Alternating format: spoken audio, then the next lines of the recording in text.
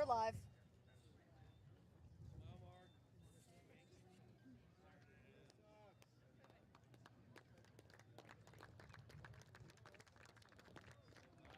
Next up, Pat Barksdale and Steve Irish. Housing Kyle Morrison, Bear Harrison, and Lake Potter.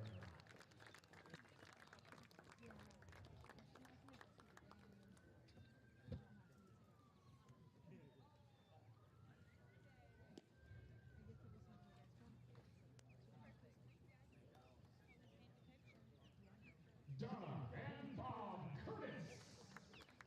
Housing Jackson Tabasco, Darlene Jacobs Gold, and Micah New.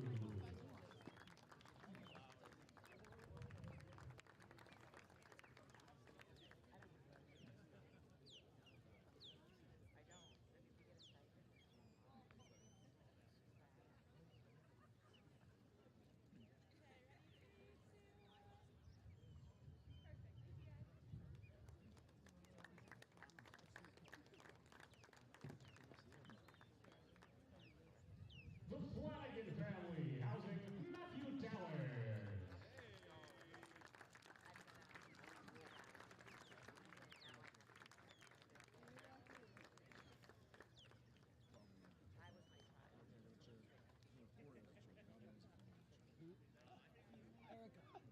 The Frostone family, housing Chris Newstrom.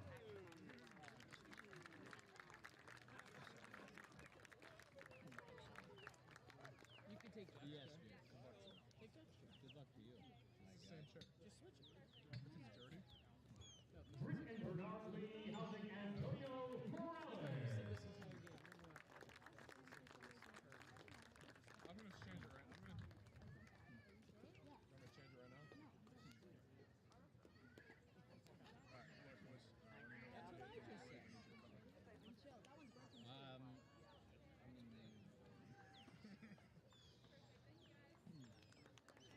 Oh. The Lynch family, housing Trevor Bobler.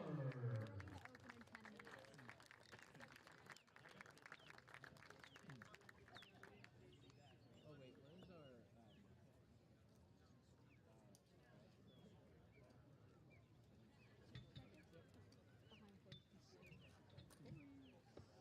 Yeah, we need that.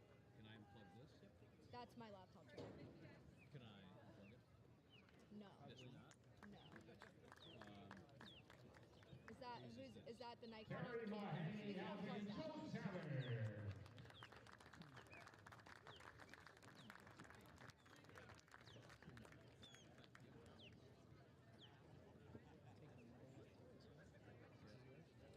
This is my watch.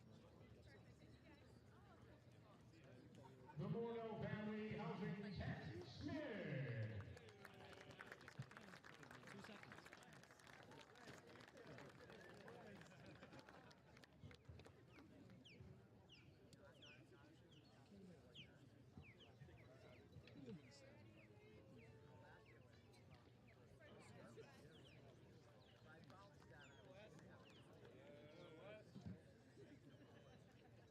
The Norcovicius family, housing Easton Barrett.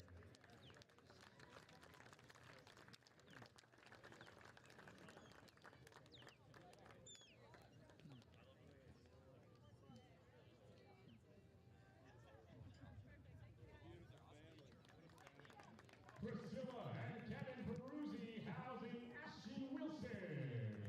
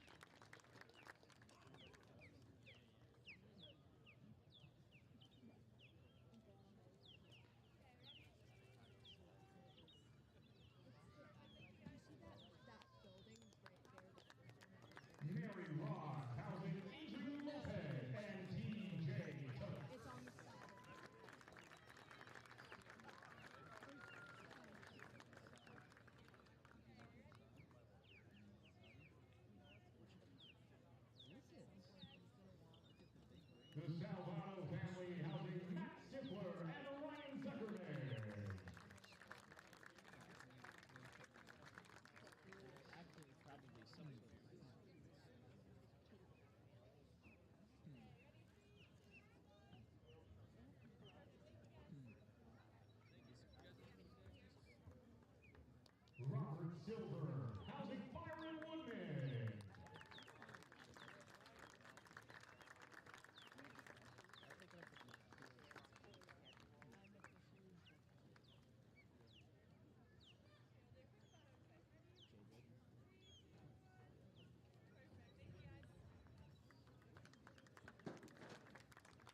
And Paula Zink and Johnny Umina, housing Zach Johnson.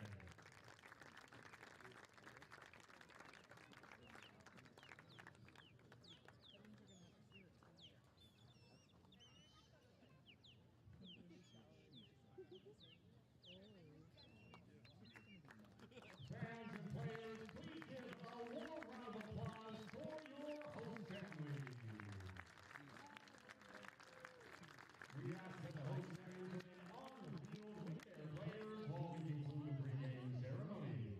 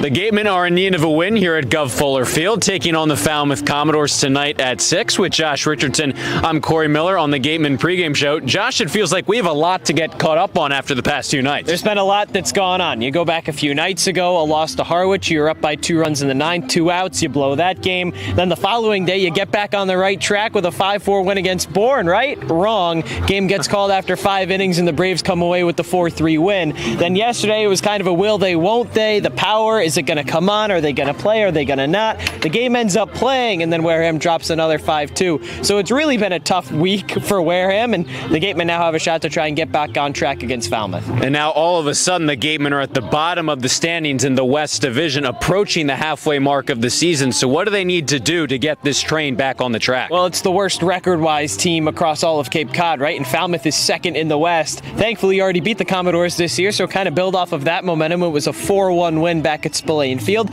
Channel whatever went on during that game, try and bring it here to Gov Fuller Field, come away with a win, and get that win streak rolling. Well, for more on tonight's game, we'll send it over to Rayna Maggelet. Thanks, Josh. Thanks, Cory. So the last 2 games for the Gatemen have been pretty tricky. We had the Battle of the Bridges of Bourne and Wareham the past 2 days. We went from Bourne back at home. Yesterday, back at Spillane, we had no power. So it was a bit of a very uneasy game, but then during the game we actually did get power. Unfortunately, the Gatemen did not end the game with how we wanted, but we're here in Falmouth for the first time this season. Besides having a preseason scrimmage, we're hoping to end that streak and to get a win today. Josh, Cory, back to you guys. Rayna, thank you. Josh and I will be on the call starting at 6 on Cape League TV.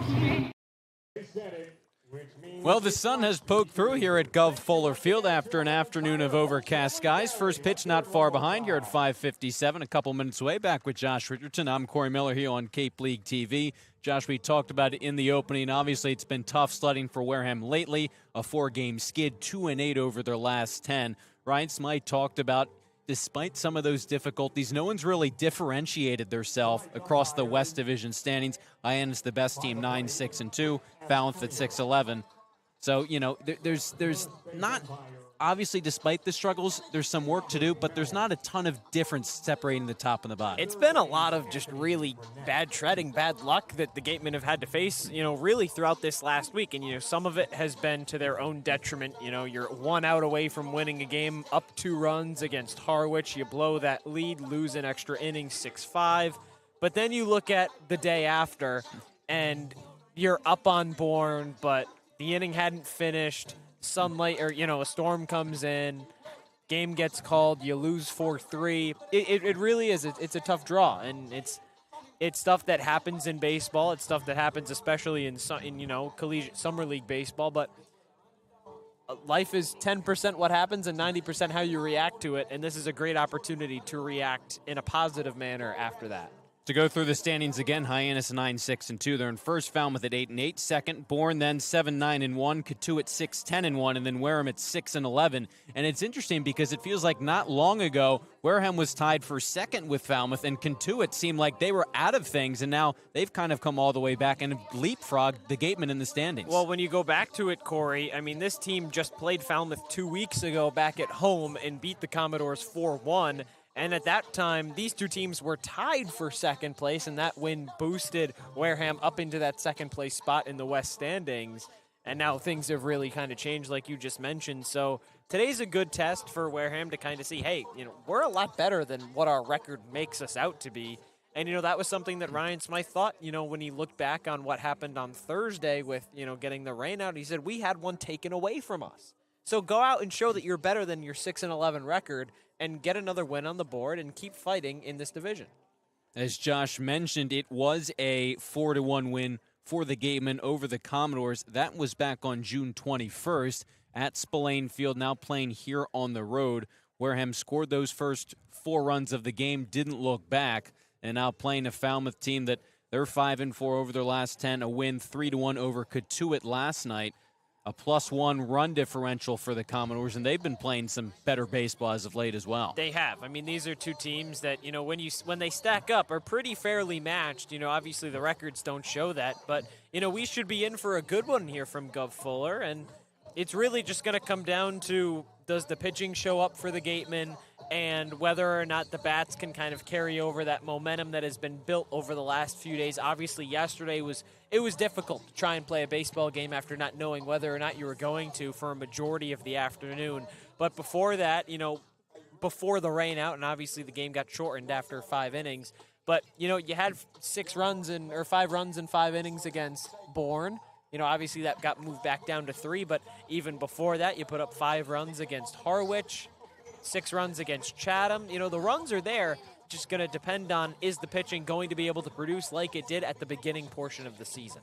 And it's never easy when you're trying to snap a 4-game skid and you're going up against the righty on the mound, Trevor Baumler, out of TCU, now making his 4th appearance of the summer, 2nd start, who is yet to allow a run this summer with the Commodores. Yeah, he's been pretty good. 9 2/3 innings, just 3 walks, 11 strikeouts. Throws a fastball just over 50% of the time. That can top out right around 94, 95 miles an hour. He's got a 5-pitch mix, doesn't use the cutter a whole lot. Fastball, curve, changeup primarily. But offensively, this is a Gatemen team that's been hitting the baseball pretty well. I mean, Braden Randall's at 289, Levi Clark at 313. There's a couple of these guys that can really produce night in and night out. That's why they're always penciled into the lineup. Levi Clark, since he arrived at Spillane Field for the Gatemen, hasn't missed a game yet. So you have to be able to produce. It has to come in-game, and today's another opportunity. When you look at the lineup tonight for the Gatemen, Braden Randall does lead things off at second base. Batting second in left field's Levi Clark. Batting third, the first baseman, Chris McHugh. Cleaning things up is Caden McDonald, the DH. Landon Stripling, the third baseman, bats 6. Batting 6th, the right fielder, Colby Turner. Behind him at 7th, Hunter Carnes, the catcher. Chase Cruson in center field. He bats 8th. And batting 9th, the shortstop, Caius Gargett. That's the lineup trying to crack Trevor Baumler. Just finishing up his warm-up pitches as Braden Randall strolls up to the box. The Gateman leadoff man, 289, no homers, 6 RBIs this summer. When he's appeared lately for the Gatemen, pretty much exclusively atop the order. Nice performance in that rain-shortened game just a couple days ago now. First pitch coming from Baumler. Winding the pitch. Hit hard on the ground over to second. Few steps in is Osterhaus. Slings over to first for an easy out number 1. 1 pitch, 1 out to begin the afternoon. And it's tough because Randall should have at least 1 more hit and 1 more RBI under his belt. But, it happened during that top of the 6th inning back at Doran Park in that shortened game. Doesn't get credited to his official stat line. I mean, he was 3 for 4 through 6 innings. He was having a really nice day. Just has to try and build and carry over that momentum here today. Now it's Levi Clark, righty on righty matchup. Pitch from Baumler. Big swing and a miss, 0-1. Clark at 313, 3 homers, 4 RBIs. Tied for the team lead in long balls with Chris McHugh. Couple of opposite field home runs for the Gatemen backstop playing left field tonight. Baumler raises the glove into the wind, and the 0-1. Breaking ball skips in front of the plate, 1-1. Clark was hit in the hand on a follow-through swing last night when he was behind the dish. Immediately could tell he was in some degree of pain, was able to shake it off, remain in the game for the next few innings. As he waits on a 1-1 pitch here from Baumler. Foul tip, straight back, 1-2. But Clark was ultimately pinch hit for in the bottom of the 9th with a runner on.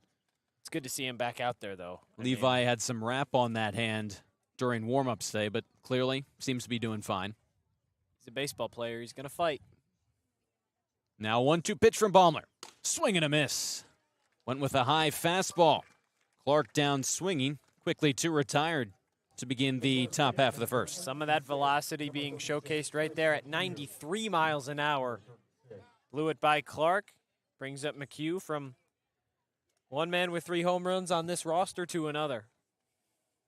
McHugh popped that most recent homer against Bourne on Thursday. A home run that did count, gotten in before the game was canceled due to the rain. First pitch he sees from Baumler. Connects here. High pop-up, shallow center field. Osterhaus out from second. Now will give way to the calling right fielder Newstrom. Bobbled around a couple of players, and in the end, Falmouth makes the catch. A crazy play that involved 3 different Falmouth players. In the end, it was Micah New, the center fielder, who caught the loose carom. McHugh retired to end the top of the first on a crazy sequence of plays. Nonetheless, the Gatemen go down 3 up, 3 down in the first. After the top of the first, it's the Gatemen 0 and the Commodores coming to bat. Wareham-based AD Makepeace Company, founded in 1854, is North America's largest cranberry grower and recognized leader in environmentally responsible real estate development and land stewardship. For 171 years, AD Makepeace Company has supported community events and organizations like your Wareham Gatemen. Visit admakepeace.com to learn more. Here at the Mass State Lottery, we're known for our monster wins. But there's no bigger win than the $1 billion we provide each year to support all 351 cities and towns in Massachusetts. In our game, we know that supporting local businesses and helping communities is how we all win. Because at the lottery, we're all playing for the home team. The Mass State Lottery. Welcome to the state of winning. Legacy Insurance has been servicing Wareham and the surrounding areas since 1980. Call Legacy Insurance for all your insurance needs at 508-295-1315. Legacy Insurance, your hometown agency. As the sponsor of tonight's game, PCT Federal Credit Union is proud to root for the home team. We're thrilled to offer great rates on auto loans, home equity lines of credit, and so much more. Visit us on Cranberry Highway in West Wareham. The Gatemen go quietly in their half of the first, finishing up his warm-up pitches on the mound for Wareham. Josh Butler, the 6'7", 225-pound righty out of ASU. We talked about how Trevor Baumler has yet to allow a run this summer. That's the same case for Josh Butler. His ERA sits at 0.00 entering play. Yeah, and he's just allowed 3 unearned runs. They came against YD last weekend, and they all came in the 9th inning. It was tied at 3 when he entered, pitched 4 2/3, struck out 6 and walked just 1. 3 hits as well for the righty, and then an error, allowed the Red Sox to kind of come up big, score some runs. Not on his account, though, earned runs. First start here. Leadoff man Carl Schmidt takes a called strike one. Schmidt at .315, a homer, 5 RBIs, third baseman out of Cal. Facing Butler, who's making his first start of the summer. Quickly back in the line, big righty deals. Breaking ball that just dances outside, a ball and a strike. Butler at ASU this past spring, a 4.73 ERA in 20 appearances, no starts. And this is first of the summer. 1-1 pitch. Fastball that just missed outside.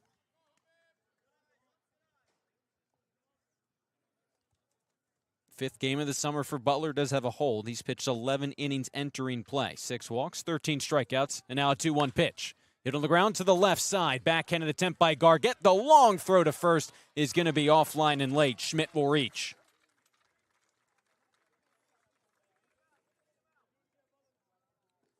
It was a tough play for Gargett over at short. Had to backhand it, was throwing all the way across his body while drifting towards that third base bag. Not a whole lot of shortstops can make that throw. Now it's the DH Morales at .255, no homers, 2 RBIs, batting from the left side of the plate. Leadoff single, infield base hit to the shortstop Gargett. And now here's Butler pitching from the stretch against Morales. Kicks, fires in there for a called strike one. Morales, Lopez, New, Osterhaus, Harrison, Zuckerman, Wilson, and Newstrom. The lineup for the Commodores.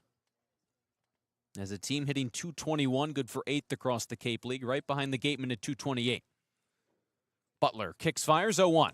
Breaking ball stays low, smothered by Carnes, and is 1-1.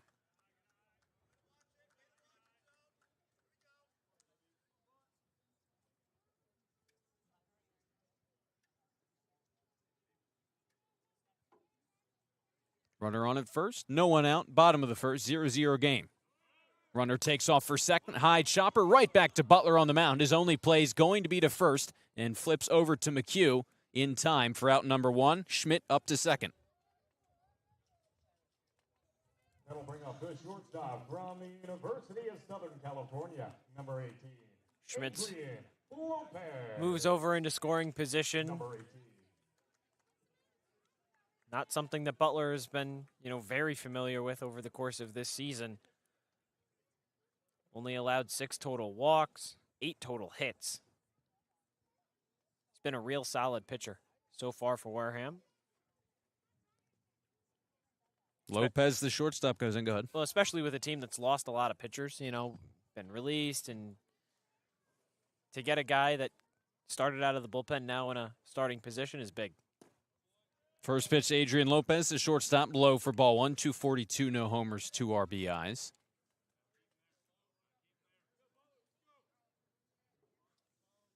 Early runner in scoring position for the Commodores, 1 out. Schmidt at second, bottom of the first here on Cape League TV.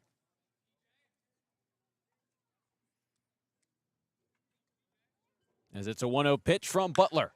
High fly ball into right field. That sends Turner back, drifting, makes the catch in front of the wall. Schmidt will tag and jog up to third, gets there easily. So Turner retires Lopez, but up to third is Carl Schmidt. All right, the good news is you get the second out of the inning. The bad news is now there's a man 90 feet away for Mike Anu, who is second across all of Cape Cod in OPS. This is the guy that, you need to have circled on your scorecard.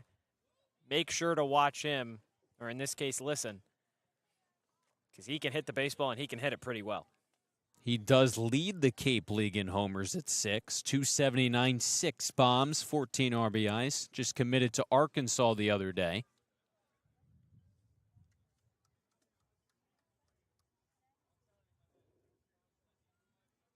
As we look at the Wareham defense behind Josh Butler, Levi Clark, Chase Cruson, Colby Turner left to right, Landon Stripling, Caius Gargett, Braden Randall, McHugh, that is third to first, and Hunter Carnes does the catching for Josh Butler.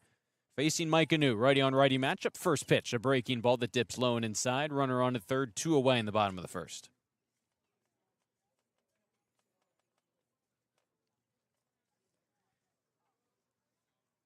Butler trying to keep that scoreless ERA on the season thus far. He's got 2 outs and kicks on the 1-0. Breaking ball that time locates in the zone, 1-1. New was 0 for 4 yesterday with 2 strikeouts against Katuitt. Sure, Wareham hoping that something like that can carry over instead of the night before when he had a solo homer. Playing center field tonight. 1-1 pitch, big wave and a miss. Slow breaking ball, bottom part of the zone, and it is 1-2. 3 homers in his last 5 games dating back to Sunday, so in the last 6 days. He's been swinging a real hot bat. Made that crazy play to end the top of the first inning. Behind the count, 1-2. Butler's pitch. Chopped foul down the third base line. Yeah, that was just ricocheting Newstrom to New. Kind of reminded me of a couple weeks ago. Red Sox were playing, Boston that is, and ball bounces off Willie Abreu's glove into Cedon Rafaela's. Weird play, but got made in the outfield. This 1-2 pitch, swing and a miss. Butler retires the dangerous New on strikes to escape the first unscathed. No runs, 1 hit, and 1 runner left on for the Commodores. We played an inning here at Gov Fuller Park. No score between the Commodores and the Gatemen on Cape League TV. At the Mass State Lottery, we know there's no bigger win than the $1 billion we provide each year to support all 351 cities and towns in Massachusetts. Now that's how we all win. The Mass State Lottery. Welcome to the state of winning. If you can dream it, if you can cruise in it, if you can summer in it, fish from it, or take it for a day at the beach, we can protect it. The Baldwin Group. Protecting the possible. Finding a good personal injury attorney is very difficult. If you or a family member has been involved in an accident, hurt at work, suffered a slip and fall, or have been injured due to negligence of someone else, contact the lawyers at Reedy, Kiernan, and McNally, LLP today. They are experienced trial attorneys who practice in all of the courts in the Commonwealth. The firm has been recognized by Best Lawyers in America for outstanding legal representation. Contact Reedy, Kiernan, and McNally, LLP today. The firm is located at 267 Main Street in Wareham. Reedy, Kiernan, and McNally, LLP also has offices in New Bedford and Falmouth. Call 508-295-0286 or visit their website, www.rkm-law.com. For a good piece of glass, call Abby, located at 3 Tyler Ave in East Wareham. Call Abby Glass and Locks about getting a free quote for your windows, doors, locks, and other glass needs. Caden McDonald leads things off for the Gatemen in the top of the second, trying to give Wareham an early lead, facing Trevor Baumler. Didn't buckle in the first. 3 up, 3 down. McDonald, Stripling, Turner, 4, 5, 6, including Colby Turner there, who popped his first homer of the summer last night. Yeah, you had a nice hit, Cory. You had a nice view of it from behind home plate. Weird that we were not up in the booth, though. No, it was weird. McDonald does come in at 318, a homer, 4 RBIs. The DH tonight for the Gatemen. First pitch he sees from Baumler is a fastball, just below the knees for ball 1. See, we weren't on the air due to some of the power issues that we were experiencing in Wareham. No electricity, the press box. Didn't get it restored at the field to about 7:40. 1-0 here to McDonald. Sees a breaking ball in there for a called strike 1. They're probably in what inning by then? Second or third inning. Yeah. And just kind of a weird all-around situation as a result of Mother Nature and the storm that swept through on Thursday and into early hours of Friday. 1-1 pitch from Baumler. On the ground to the right side. Kicked there by Osterhaus at second. Recovery throw to first is wild and kicks up against the Commodores dugout. No advance from McDonald, who scurries back to first. But the Gatemen have their first base runner of the day. Yeah, Osterhaus just bobbled that, trying to pick it up off the ground, and then felt that internal clock kind of moving quicker and quicker and quicker in his head. Spun around at a 360, tried to throw on the money to first base, but just so much going on at one time. Osterhaus couldn't deliver an accurate throw. McDonald's on first with the E4. Now for Landon Stripling at 172, no homers, 2 RBIs for the Gatemen third baseman. Takes a called strike 1. Stripling's bat had really gotten hot, cooled off a little bit. He'd raised that average above 200, now back below.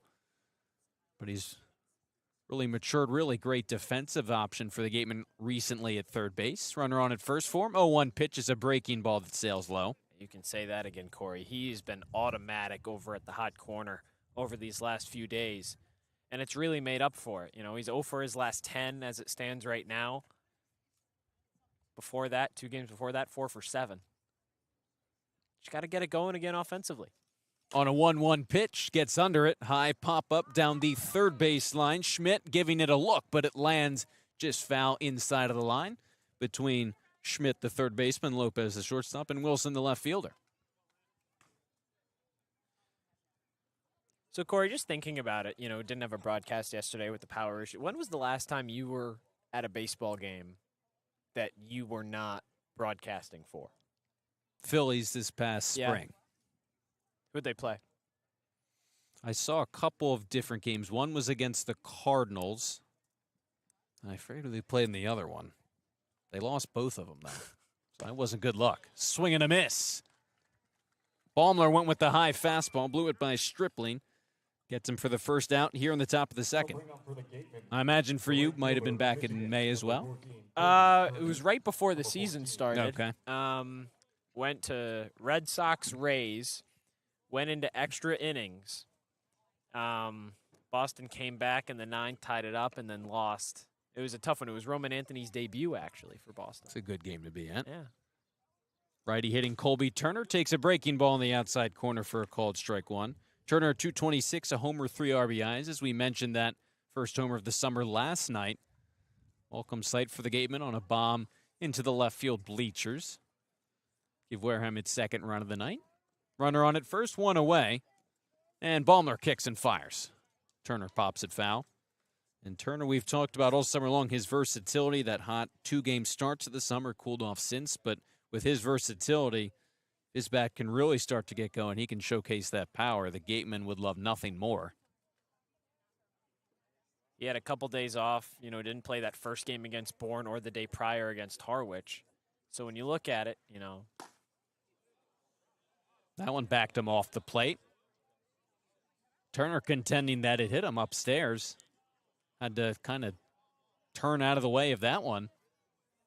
Now having a discussion with Rick Antonio, the home plate umpire. Ryan Smythe out to discuss things. Yeah, Turner saying it hit him in the hand. Ryan Smythe's talking about it. I mean, unless there's a mark on his hand, it's going to be kind of tough to, you know, overrule that. You mentioned him hitting a little bit better, though, Cory. You know, I mentioned it. He didn't play that first game against Bourne or against Harwich. So before yesterday, his last game came against Chatham back at Veterans Field. That was earlier in the week on Tuesday. Had a hit there. So this is his first time with hits and back-to-back appearances since that opening weekend of the season. So if he can really start to produce a lot more offensively, he's going to be a good option in the middle to, back end of this Gatemen lineup. Discussion continues here on Gov Fuller Field between Smythe and Rick Antonio. I don't know how you're going to overturn whatever. Robert Melms and Anthony Brunetti joining the conversation now between the three umpires. But, to your point, unless there's so clearly a mark, the initial call, how do you overturn that? I mean, unless you can see on his hand that, he took his batting glove off, Turner did at least, to try and show that, there was a mark. It's Rick Antonio behind the plate.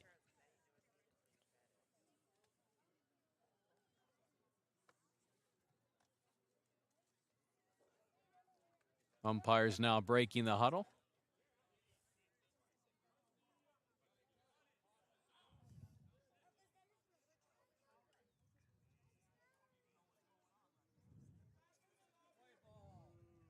The conversation almost has evolved to the fact that they're saying that Turner foul tipped that into the glove of Harrison. So this went from a possible hit by pitch to now they changed the call and say Turner's out on a strikeout. Wow. Much to the chagrin of Ryan Smythe in this Gateman dugout. Ryan Smythe's walking back to his dugout. He's saying lock it in. This is now 2 in 3 days, referencing, another missed call that he believes would have gone against the Gatemen. Hunter Carnes takes a ball outside on a breaking ball. To reset here, there's now 2 outs with McDonald reached on the air in the second. Back-to-back strikeouts. And now it's Carnes who pinch hit last night, was 0 for 1. Waiting on a 1-0 pitch, taking a fastball at the belt for a called strike 2. Strike 1, that is. So 1-1 the count on the Gateman backstop at 2:31. No homers yet this summer for Hunter. McDonald leading off of first, and the pitch from Baumler. Smacked into left field. That one's drifting back, way back, and it's gone. Right on cue. Hunter Carnes leaves the yard for the first time this summer. And just like that, the Gatemen grab a 2-0 lead in the second. You know what I say to that, Cory? Ball don't lie. Don't lie. That one shot out of a cannon. And it's not, it's not the largest park ever here at Gov Fuller, but that one got out in a hurry. It's a nice hit for Hunter Carnes, his first home run of the season. It's 2 RBIs as well. 2-0 Gatemen, who could have used an early lead. Baumler's first allowed earned run of the summer. Chase Cruson batting from the left side, showed bunt, pulled back, and takes a ball low for ball 1. Cruson at 222, no homers and RBI.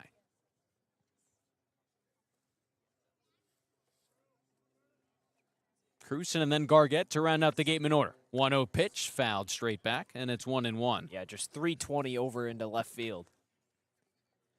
If you get a hold of one, it's going to go a long way. Good hit from Carnes.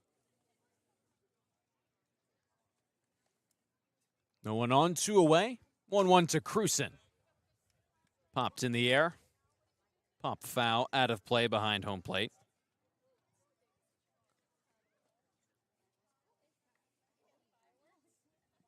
Now an early 2-0 Gateman lead trying to snap the 4-game skid against the division rival Falmouth. 1-2 pitch from Baumler. Fastball stays high, 2-2.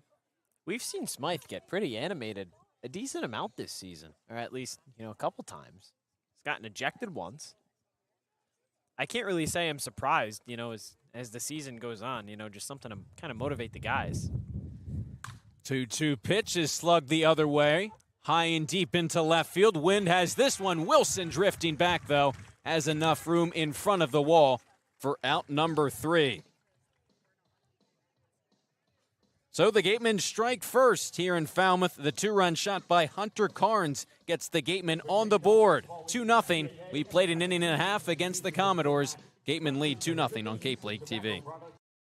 Getting a good personal injury attorney is very difficult. If you or a family member has been involved in an accident, hurt at work, suffered a slip and fall, or have been injured due to negligence of someone else, contact the lawyers at Reedy, Kiernan, and McNally, LLP today. They are experienced trial attorneys who practice in all of the courts in the Commonwealth. The firm has been recognized by Best Lawyers in America for outstanding legal representation. Contact Reedy, Kiernan, and McNally, LLP today. The firm is located at 267 Main Street in Wareham. Reedy, Kiernan, and McNally, LLP also has offices in New Bedford and Falmouth.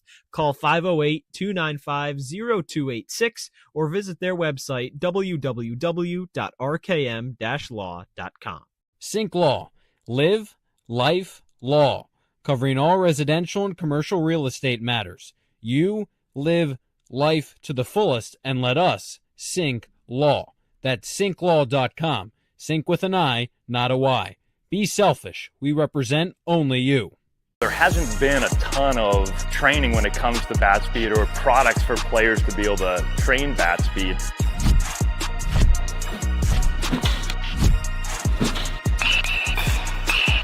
You can improve your bat speed and reach your goals working 10 to 15 minutes a day on this a couple of times a week. That's a no-brainer for every player. Gatemen breaking out the bats early against the Commodores. The 2-run shot by Hunter Carnes gives his squad a 2-0 lead with Josh Butler back to work in the bottom of the second. Good start for the Gatemen as now it's Justin Osterhaus, Bear Harrison, and Ryan Zuckerman facing Josh Butler out for his second inning of work. Okay, you love to see some good offensive production early. Now you just got to keep it going. First pitch is a breaking ball that dips outside. Kind of a crazy tale of two extremes in terms of emotionally for the Gatemen. Seriously. Butler in the wind, and the 1-0 pitch now in the dirt, and it's 2-0. You get Colby Turner from what was about to be a hit by pitch into a foul tip and a strikeout. I mean, 0 to 100, back to 0, and then all the way back to 100 for Ryan Smythe. The 2-0 pitch misses outside, and it's 3-0. 3 straight balls to begin the at-bat to Osterhaus, who comes in at 273. No homers, 2 RBIs. Butler's pitch, cracked in the air to center field. Cruson takes a few steps in and is right there for allowed out number 1. This is a park, too, Cory, that the Gatemen are going to be, at least those that were here at the start of the season, are going to be pretty familiar with, hitting-wise. A scrimmage between Falmouth, Bourne, and Wareham happened, 2 or 3 days before the season started, before opening day. Got a chance to hit. Colin Ritchie hit a home run. A couple other guys got pretty close, had some nice pieces. The catcher, Bear Harrison, takes one just outside on a breaking ball. 205, 2 homers, 8 RBIs for Harrison. And Ritchie's homer was no cheapie out into left center field, went the other way, one of the deeper parks of the ballpark. Butler's 1-0. Breaking ball at the knees for a called strike 1.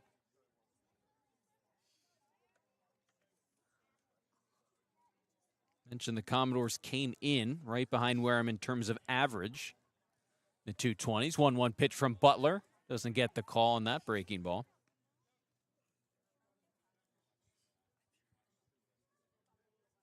In terms of home runs, Falmouth sits atop the league at 16.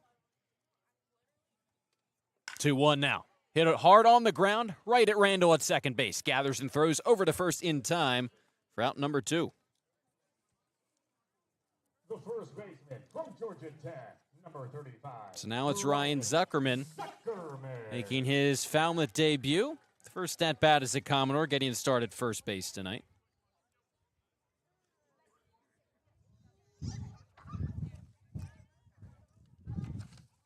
Butler's first pitch against him on the way. Up and in on a fastball, and it's 1-0.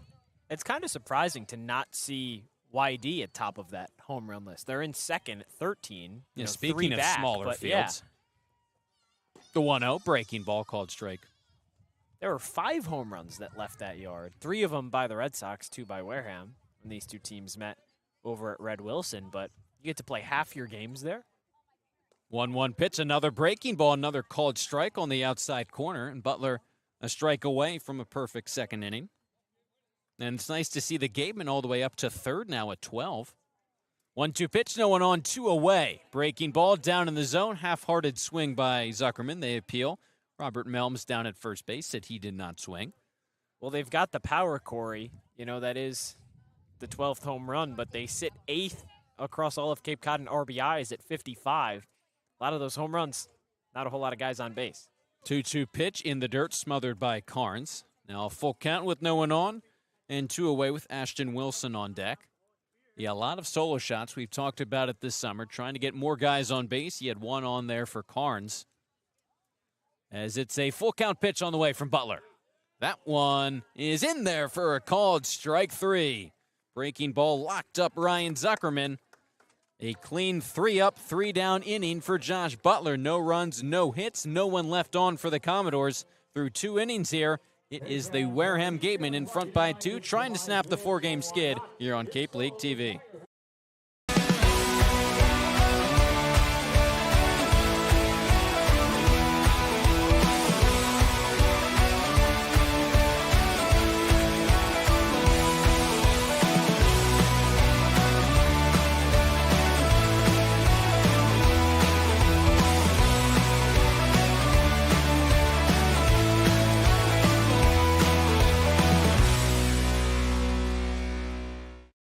Cape Cod Central Railroad is proud to sponsor the Wareham Gatemen for the 2nd year in a row. Experience the scenic beauty of Cape Cod like never before. Journey through picturesque marshes, cranberry bogs, and dunes on our historic rail line. Whether you're savoring a 5-course gourmet dinner, enjoying a Sunday brunch with a live jazz band, or bringing the family on a narrated excursion, there's a ride for everyone. Departing from Hyannis and Buzzards Bay, visit capetrain.com to book your ride today. Reed Custom Soils, a subsidiary of the AD Makepeace Company, is New England's most experienced precision soil blender. Reed is the leading provider of the lightweight planting soil for green roof installations, stabilized stone dust for nature paths and pedestrian walkways, bioretention rain garden soils, and specialized soils for athletic fields, including your newly renovated Spillane Field. To learn more, visit reedcustomsoils.com. Gatemen lead 2-0 here on Cape League TV. Looking for more in the third. Caius Gargett leads things off. The shortstop hitting 9th. So we welcome you back to Gov Fuller Field on Cape League TV with Josh Richardson. I'm Cory Miller. Baumler into the wind. First pitch of the 3rd inning. Grounded right back up the middle. Second base side of the bag. Collecting and throwing is Osterhaus in time to nab Gargett. 1 pitch, 1 out to begin the 3rd. Second baseman from Mississippi, number 3, Braden Randall, second plate appearance up next for the Gatemen. Grounded to second to start the game. Wareham getting to Baumler on the home run by Carnes. Plated McDonald as well, who reached on the air.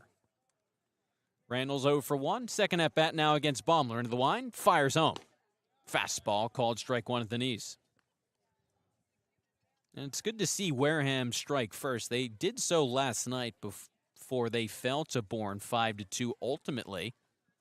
As Baumler winds and delivers. 0-1 pitch. Popped foul behind home plate. But it was just kind of a tough situation. We talked about a little bit, but just to finish off the conversation, just the waiting around that Wareham kind of had to endure yesterday because of not having power. Really the only Cape League team that had to deal with that carryover from the storm Thursday night. 0-2 pitch to Randall's, a fastball that stays high. They didn't know they were going to play, thought maybe they played 5. They pushed to 7. And I'm guessing a lot of these guys probably thought, considering the signals they were getting, there may not have been a game. Then all of a sudden, okay, let's get ready. We're playing in about an hour. There was a lot going on. I mean, there's no question about that. I mean, these guys had to deal with a lot throughout the course of the day. That one is flied in the air to center field. New takes a few steps back. He's right there for out number 2. You know, they had a lot to deal with, and, you know, that was something that Shea Went talked about during the game. You know, he said that there was a fine line between being loose and being focused. Said that the Gatemen kind of towed that line pretty well and tried to stay as ready as they could. You know, original first pitch at 6 o'clock. Maybe it gets moved up to 5, then pushed back to 7. I mean, Cory, I didn't think that there was going to be a game that got played. I know a lot of us as interns didn't think so either. Levi Clark takes a called strike one, his second at bat, struck out swinging back in the first. I mean, as you said, they were trying to stay loose. Braden Randall was playing some cornhole with some of the young fans in attendance, but just kind of an all-around crazy situation as the team was waiting for power. 0-1 pitch is lined into left field, falling fast, but it hangs up for Wilson, who makes the catch for out number 3.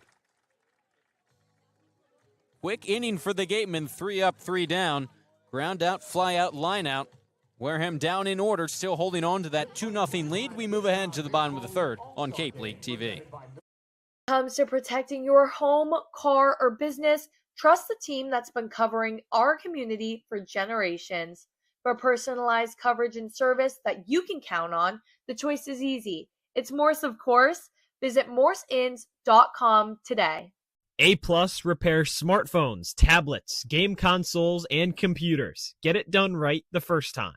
Sports Turf Specialties has set the standard for high-quality natural grass athletic field construction. As a full-service athletic field construction company, we specialize in design, build, and renovation of native soil, modified soil, and sand-based athletic fields. Our team will provide you with superior quality, expert guidance, and continuing support long after the completion of our project. We are proud to have built the infield for the Wareham Gatemen field. Go Gatemen!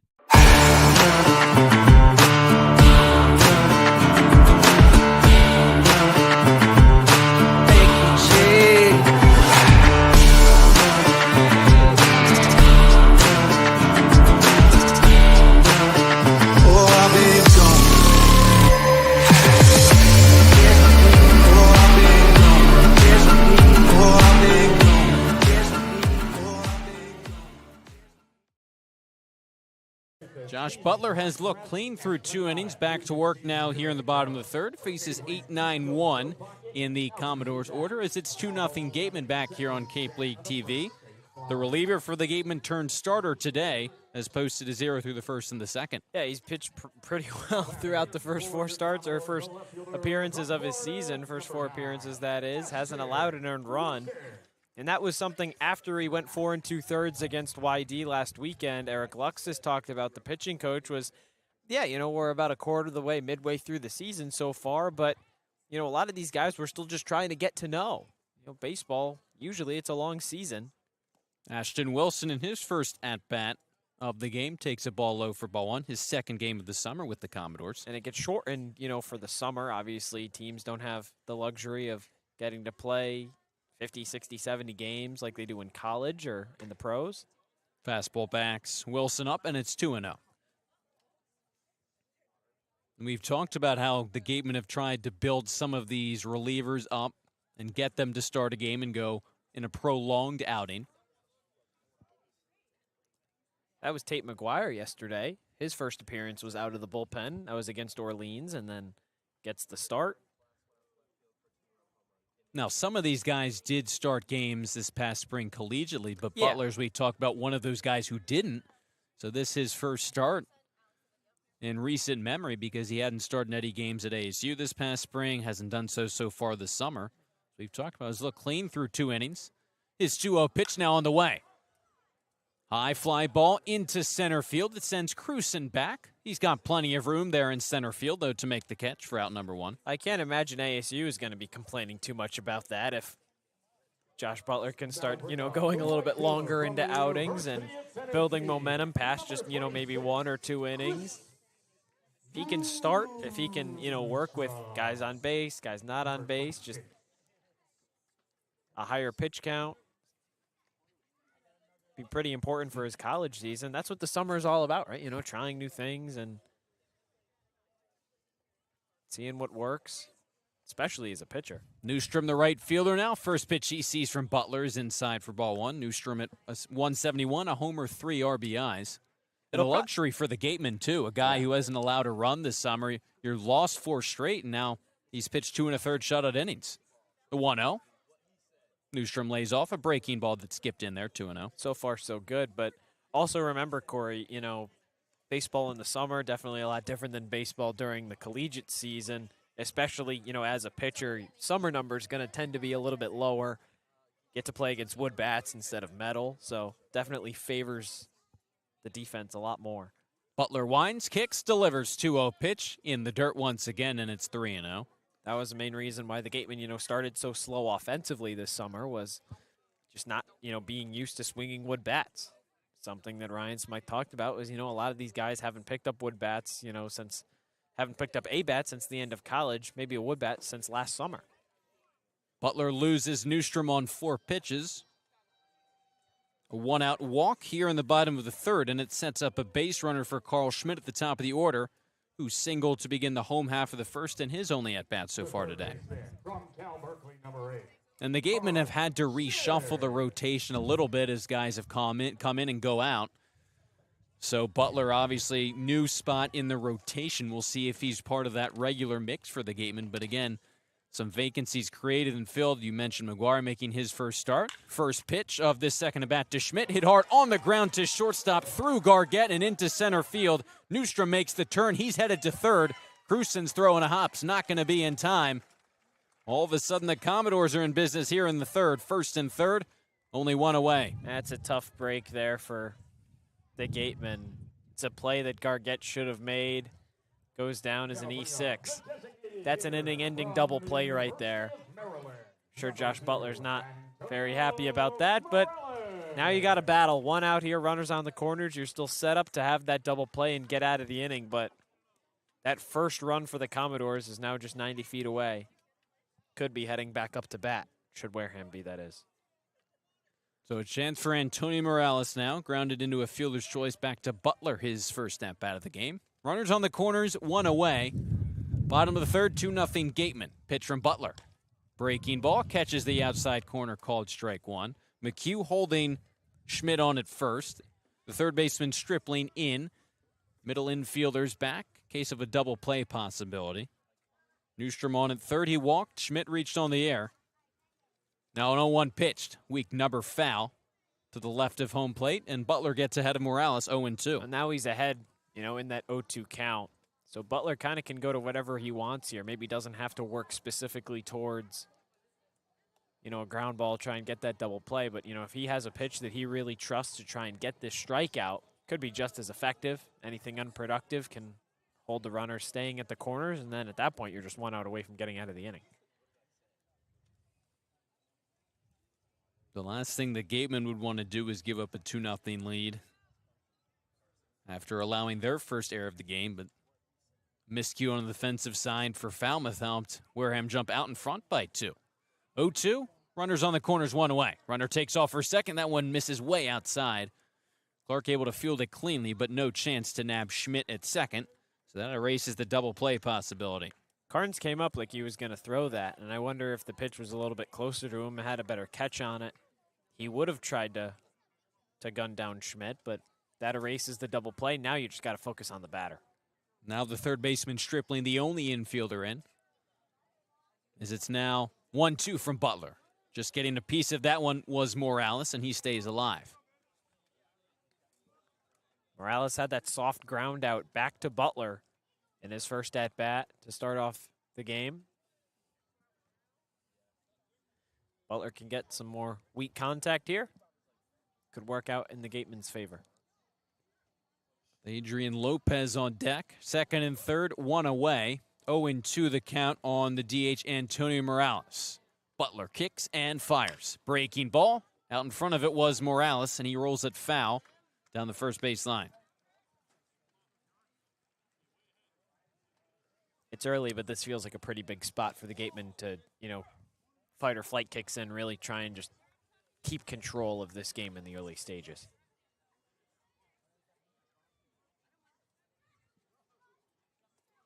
This will be the 6th pitch of the at-bat. Here to Morales. He's got an RBI situation, second and third, only 1 away. Falmouth down by 2 here in the bottom of the third. Butler's delivery. Breaking ball, shallow fly ball, center field. Crusen settles under it. Makes the catch. Newstrom tagging from third as the throw is cut off by McHugh. Newstrom comes across to score on the sacrifice fly by Antonio Morales. Commodores on the board. It's 2-1 Gatemen. It's tough, but you keep a guy over at second base. That run comes in. You're still up 2 run. It's definitely one that now that first run of the game for Falmouth comes in, Gargette's really going to be kicking himself about. They couldn't get out of it. Still not an earned run, though, so Butler's resume remains perfect on his ERA. 4 unearned runs now this summer. Yeah, and Baumler, the 2 unearned runs, too, after the air in the top half of the second on his side defensively. Pretty tough luck for both of these guys. Adrian Lopez takes a called strike. 1 fastball in the inside corner. Lopez flew to right back in the first. RBI situation for the shortstop. Carl Schmidt on at second. Reached on the air. Advanced on the stolen base. 2 away here in the bottom of the third. And now an 0-1 pitch from Josh Butler. Breaking ball. Slow roller down the third baseline. Stripling charging, and Stripling will let it roll foul for strike number 2. Smart play from Stripling. That would have been a tough throw across the diamond, moving in nearly across his body over to McHugh. So he waits it out, and he resets and gives Butler an 0-2 advantage in the count. So 3 unearned runs so far tonight. 2 for the Gatemen, 1 for the Commodores.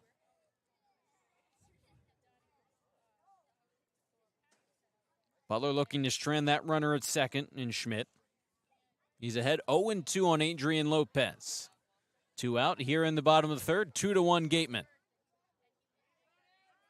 Butler turns, fires to second, diving back safely is Carl Schmidt.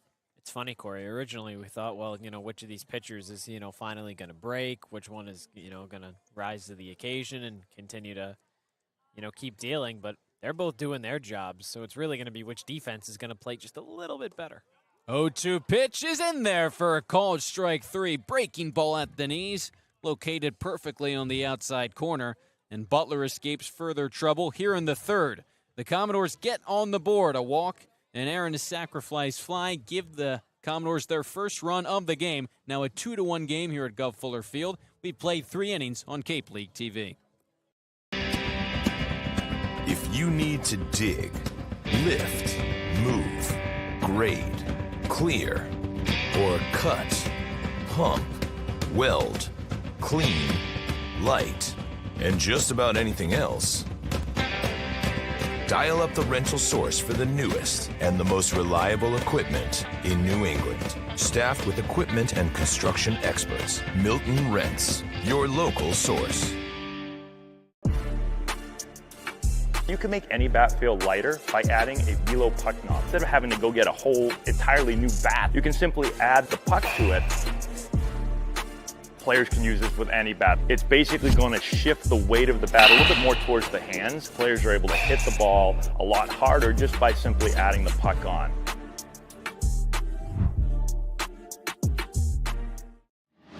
Cape Cod 5 is proud to be the official banking partner of the Cape Cod Baseball League. Cape Cod 5 offers a broad range of financial products and services tailored for every stage in your financial journey. Reach out to us. We're here to help.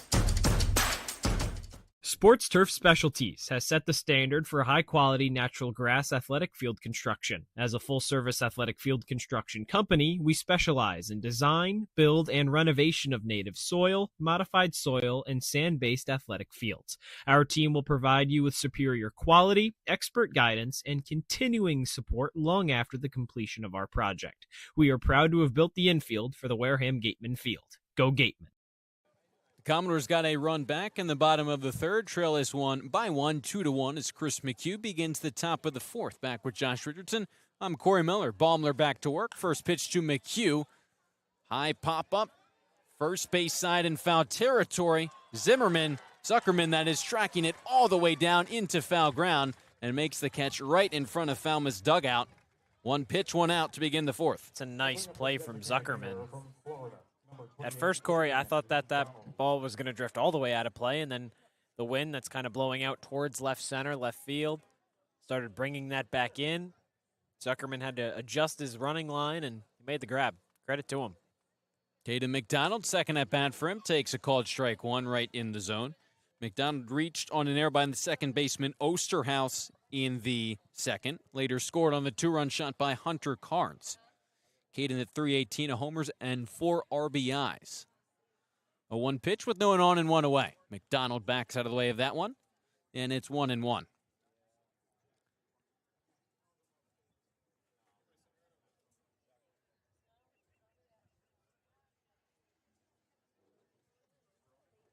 One pitch now for Ballmer. Cracked on a line, right at Schmidt at third. Sticks his glove up, makes the catch, and a loud out number 2. I'll tell you what, Corey, even with that out, for a guy that hasn't seen a whole lot of live pitching since high school, he's been hitting pretty well this summer for Wareham. 318 coming into today, 500 on base percentage. Yeah, he got unlucky with that, but man. So now it's Landon Stripling who struck out swinging back in the second. Breaking ball that slithers inside for ball 1. And McDonald's been entrusted with that 4th spot in the order a couple times this summer. Reached base once so far tonight. 1-0 pitch to Stripling. Grounded to the second baseman. Ostrow steps in, fires to first in time for out number 2. 3 up, 3 down for the Gatemen again here in the 4th. Baumler has retired 7 straight Wareham hitters. Still a 2-1 Gatemen lead now through 3.5. Catch all the action on Cape League TV. Wareham-based AD Makepeace Company, founded in 1854, is North America's largest cranberry grower and recognized leader in environmentally responsible real estate development and land stewardship. For 171 years, AD Makepeace Company has supported community events and organizations like your Wareham Gatemen. Visit admakepeace.com to learn more. Here at the Mass State Lottery, we're known for our monster wins. But there's no bigger win than the $1 billion we provide each year to support all 351 cities and towns in Massachusetts. In our game, we know that supporting local businesses and helping communities is how we all win. Because at the lottery, we're all playing for the home team. The Mass State Lottery. Welcome to the state of winning. Legacy Insurance has been servicing Wareham and the surrounding areas since 1980. Call Legacy Insurance for all your insurance needs at 508-295-1315. Legacy Insurance, your hometown agency. As the sponsor of tonight's game, PCT Federal Credit Union is proud to root for the home team. We're thrilled to offer great rates on auto loans, home equity lines of credit, and so much more. Visit us on Cranberry Highway in West Wareham. Close contest here in Falmouth thus far between these divisional foes. 2-1 is the Wareham lead over the Commodores. Back with Josh Richardson, I'm Cory Miller on Cape League TV. A couple of errors have been big difference makers for both of these squads. Carnes then had the 2-run homer for the Gatemen, and the Commodores getting on the board in the 3rd after the error by Gargett at short. Yeah, 3 unearned runs so far in this 2-1 game, so you can do the math on that, but these 2 pitchers are still throwing real well so far today. It's really just going to depend on, who breaks first. Got my money that Josh Butler's going to keep pitching pretty well.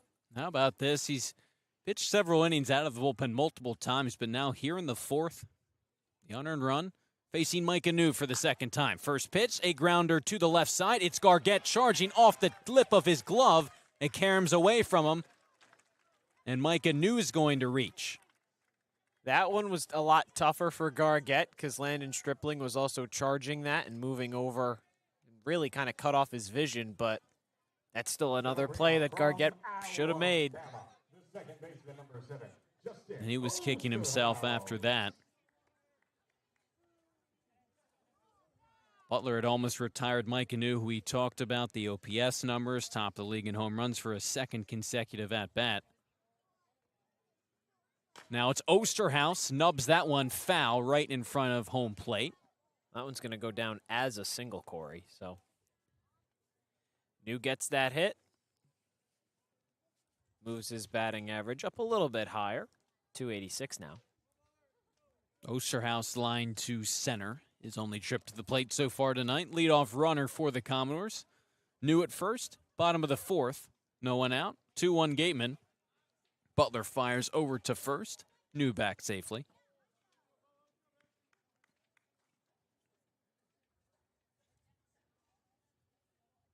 It's The Gatemen try and get back into the win column.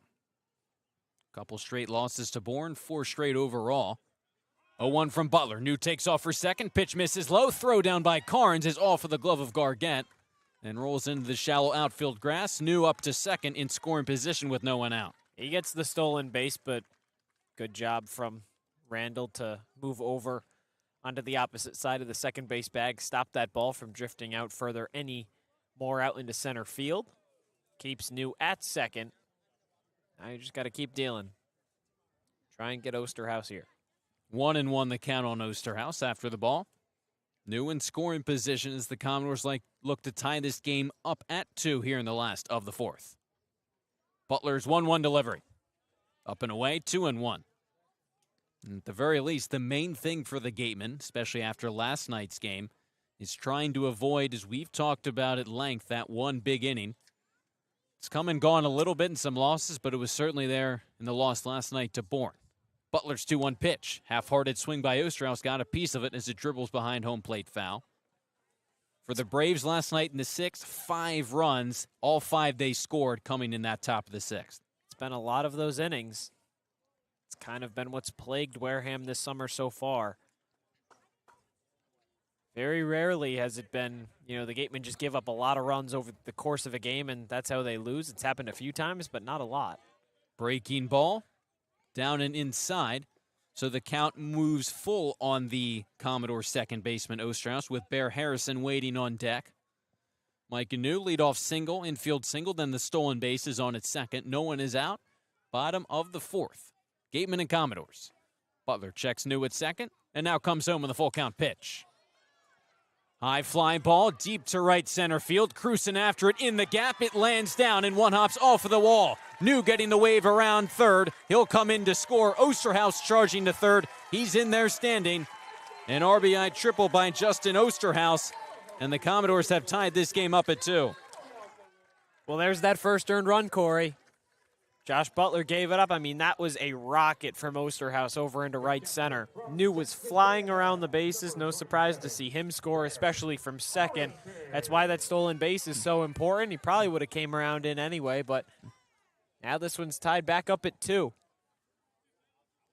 Falmouth still threatening. Nobody out here in the 4th. Osterhaus got a chunk of that baseball.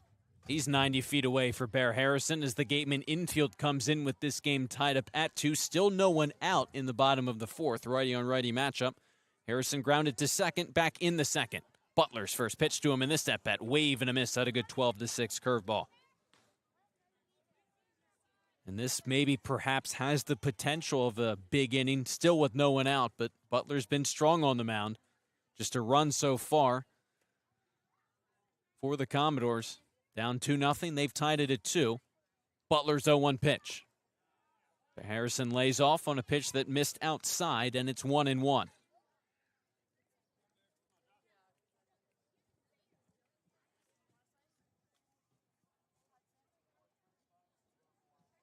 The catcher Harrison with the count even at 1-1. Pitch from Butler in the dirt. Carnes skips across to glove it on the backhand and keep Osterhaus at third. Count now at 2-1.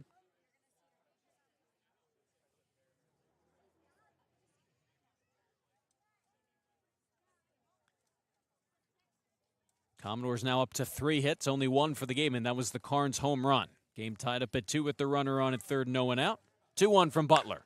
Smack to right center field. Turner after it, shading over into the gap, makes the catch on the run. Tagging and scoring easily from third is Justin Osterhaus. A loud sac fly by Bear Harrison gives the Commodores their first lead of the night. That one kind of felt inevitable. Turner took his time delivering that back into the infield. He knew that any throw, especially, drifting over towards right center, would have been really difficult to try and nab down Osterhaus, who just showcased the speed with the triple. He comes in easily to score. Now you're down. Ryan Zuckerman swinging at that first pitch, laces a base hit on the ground into left field. The bat's coming alive for the Commodores here in the 4th. Now Zuckerman's on with one away. Yeah, 3 hits and a line drive sac fly over into right field. I mean, Falmouth is really starting to, figure out Josh Butler now. No movement from the Gatemen bullpen as of right now to, see what's going on with Butler, or they're trusting him. And the question was, obviously, with the reliever, more so typically in his college career thus far, so far this summer, how would he adjust to now, once he gets past that third inning of work, into kind of uncharted waters? Ashton Wilson, fly out to center his last time up with a runner on at first. Gets a weak part of that baseball. Chops it foul behind home plate, and it's 0-1. It was nearly 5 innings that he pitched against YD last weekend, and he did really well. He did. Just starting to get away from him here a little bit in the fourth. Second time through the order.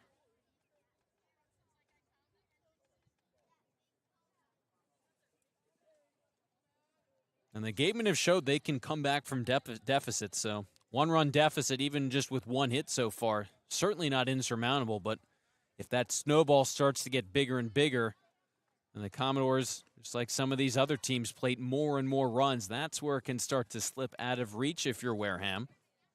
That one big inning, as we've mentioned. Runner on at first, 1 away. Butler gets the sign. Kicks and delivers on 0-1. Breaking ball stays low. Ryan Smythe said that they just have to eliminate that one bad inning. If they do that, the Gatemen's record probably looks a lot different than it does right now at that 6-11 mark. Count even at 1-1 to Ashton Wilson. That pitch coming, hit on the line, up the middle. A couple hops into center field, a base hit for Ashton Wilson. The Commodores continue to churn now here in the fourth, first and second with only 1 away. A triple, 3 singles, and a sac fly. I mean, this fourth inning is really getting away from Josh Butler, and here comes Eric Luxus just to talk things over with him. That looks like it's going to be it. Luxus makes that point over with his left hand to the bullpen. It's going to be it for Butler. He can't be happy with himself. It's been a tough inning for him, but Gatemen are in a hole now. You got to battle back here in the fourth. It was a strong first 3 frames for Josh Butler, just the 1 unearned run allowed, but the wheels fell off here in the fourth. 4 hits for the Commodores. They plated 2 just alone here in the fourth. They've jumped out in front 3-2, looking for more first and second. Just 1 out. Wareham pitching change. We'll return after a quick break on Cape League TV. At the Mass State Lottery, we know there's no bigger win than the $1 billion we provide each year to support all 351 cities and towns in Massachusetts. Now that's how we all win. The Mass State Lottery. Welcome to the state of winning. If you can dream it, if you can cruise in it, if you can summer in it, fish from it, or take it for a day at the beach, we can protect it. The Baldwin Group. Protecting the possible. Finding a good personal injury attorney is very difficult. If you or a family member has been involved in an accident, hurt at work, suffered a slip and fall, or have been injured due to negligence of someone else, contact the lawyers at Reedy, Kiernan, and McNally, LLP today. They are experienced trial attorneys who practice in all of the courts in the Commonwealth. The firm has been recognized by Best Lawyers in America for outstanding legal representation. Contact Reedy, Kiernan, and McNally, LLP today. The firm is located at 267 Main Street in Wareham. Reedy, Kiernan, and McNally, LLP also has offices in New Bedford and Falmouth.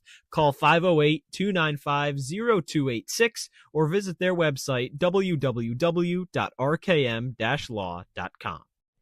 For a good piece of glass, call Abby, located at 3 Tyler Ave in East Wareham. Call Abby Glass and Locks about getting a free quote for your windows, doors, locks, and other glass needs. Caleb Appleby takes over on the mound for Josh Butler. Lasted 3 1/3, 3 runs. Runners on first and second, his responsibility.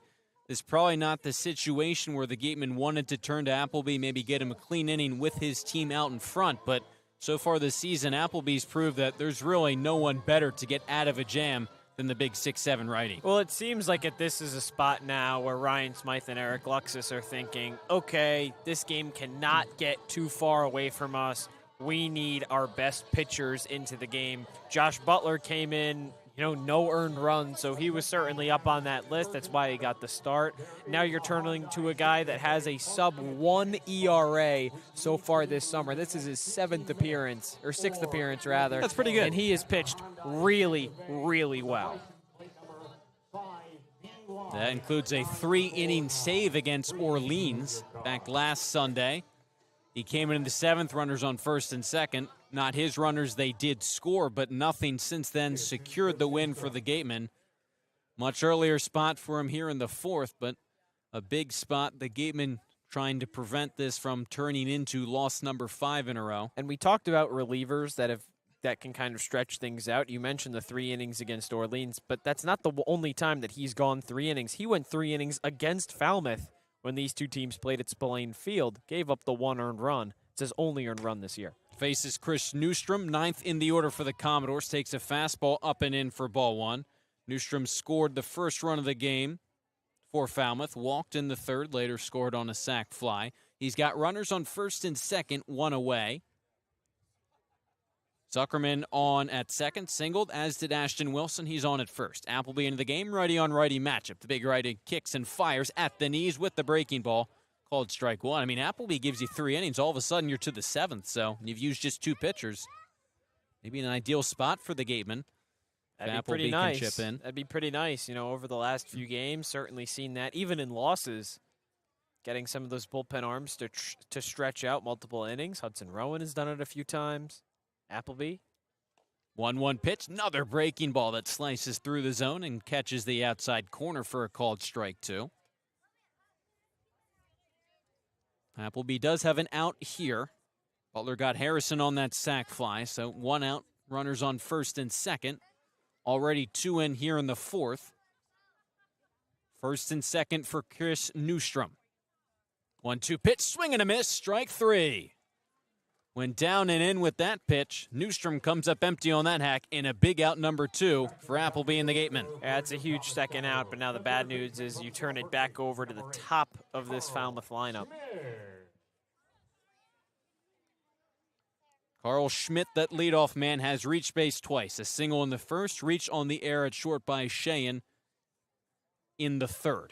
2 runners on for him here, first and second, now 2 away.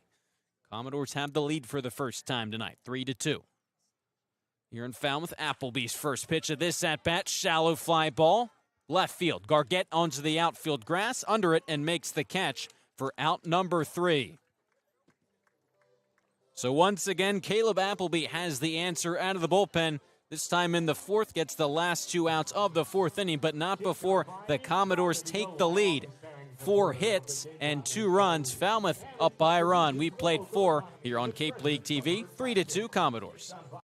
Being a good personal injury attorney is very difficult. If you or a family member has been involved in an accident, hurt at work, suffered a slip and fall, or have been injured due to negligence of someone else, contact the lawyers at Reedy, Kiernan, and McNally, LLP today. They are experienced trial attorneys who practice in all of the courts in the Commonwealth. The firm has been recognized by Best Lawyers in America for outstanding legal representation. Contact Reedy, Kiernan, and McNally, LLP today. The firm is located at 267 Main Street in Wareham. Reedy, Kiernan, and McNally, LLP also has offices in New Bedford and Falmouth. Call 508-295-0286 or visit their website, www.rkm-law.com. Sync Law. Live, life, law. Covering all residential and commercial real estate matters. You live life to the fullest and let us Sync Law. That's synclaw.com. Sync with an I, not a Y. Be selfish. We represent only you. There hasn't been a ton of training when it comes to bat speed or products for players to be able to train bat speed.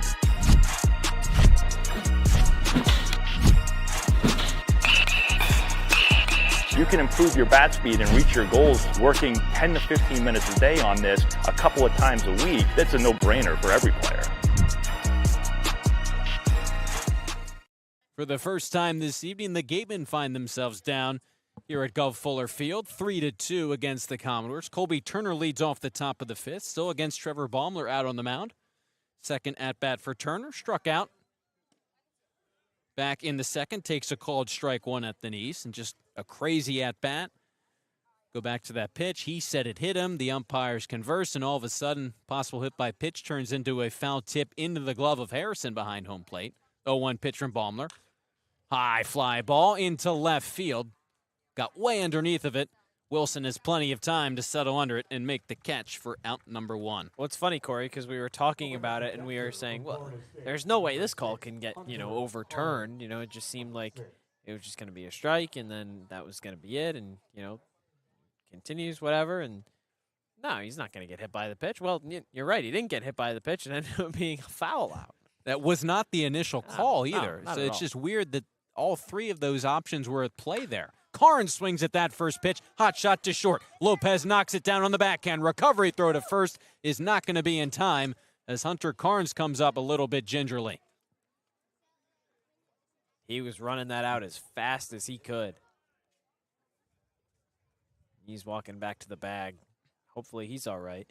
And after Levi Clark took a bat to the hand last night, the Gatemen really have no room for error with 2 catchers on their roster right now. Carnes now standing on that first base bag. He seems to be good. So he's 2 for 2 tonight. Had that 2-run shot back in the second, a 1-out base hit here in the 5th, and he's on with 1 out for Chase Cruson, who flied to left, his first at-bat. Gateman looking to at least retie the game, if not retake the lead. Breaking ball, dips outside to Chase Cruson. Win for the Gatemen would be big. Get back on the winning track, especially since it seems like the weather affected them more so disproportionately than perhaps any other team across the Cape. 1-0 pitch. Skied out of play by Cruson. Especially you go back to that game on Thursday against Bourne. The Gatemen were down 3-0 after the first inning, came back, took the lead in the top of the 6th, but because that was not the inning that got completed before the rain came, it was the 5th. Bourne got that game. 1-1 pitch now to Cruson. Just a bit outside on the breaking ball, and it's 2-1. Just one of those situations where you can't do anything about it, and it's not fair, but you kind of just have to live with the outcome. Just a tough break if there ever was one. 2-1 pitch to Cruson. Half-hearted swing, he pokes it foul out of play. Especially since Wareham had worked their way back into that game, kept fighting back, was down through the first 5 innings, scored the 2 go-ahead runs top of the 6th, but all of that was negated because the inning had yet to be completed, and Bourne took it as it's now a 2-2 to Chase Cruson. Fouled straight back off the netting. And Ryan Smythe said before the game yesterday that he was really excited to get right back on the field because they think they were robbed of that game Thursday because they did have the lead. Well, it's not just that they had the lead, Corey. They also had runners on second and third for Levi Clark, who has been perennially the best player on this Gateman squad up at the plate. Another 2-2 to Cruson. This one maneuvers into the dirt, and now the Gateman center fielder has worked the count full with Caius Gargett on deck. A lot of chances there that, just one single, 1 base hit from Clark scores another 2 runs, and they go up by 3, not just 1. With Carnes on at first, full count pitch. High fly ball down the right field line, slicing. That ball clangs off the wall. Carnes on his way to third. He's there safely. Cruson digging for 2. He's there standing. A booming double for Chase Cruson. And just like that, the Gatemen have 2 in scoring position. We'll bring up the shortstop from TCU, number 15, Caius Gargett. Cruson's been playing well lately. His last game came against Chatham. He had 2 hits, so somebody that's been, in and out of this lineup, but over these last few games, been really making the most of his opportunities. Hasn't showcased a whole lot of pop, that is, but a big spot for him there. Now the Gatemen are threatening 2 in scoring position. And if there's any sign they view this as a must-win game, it's that Easton Breifogel in the 5th inning is pinch hitting for Caius Gargett. Breifogel at .231 in the short time with the Gatemen thus far. Runners on second and third, 1 away. Big swing at that first pitch. Fouled off the backstop Harrison. And this is one of those luxuries, Corey, for Ryan Smythe, is that he can kind of pinch hit whoever he wants in the spot.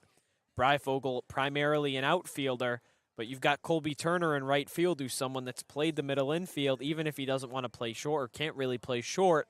Braden Randall can. You can shift him over to short, then move Turner into second. A lot of mixing and matching that Smythe can do, and we'll see what he ends up deciding for the next half inning when the Gatemen play defensively. But all that matters is now, Breyfogle here.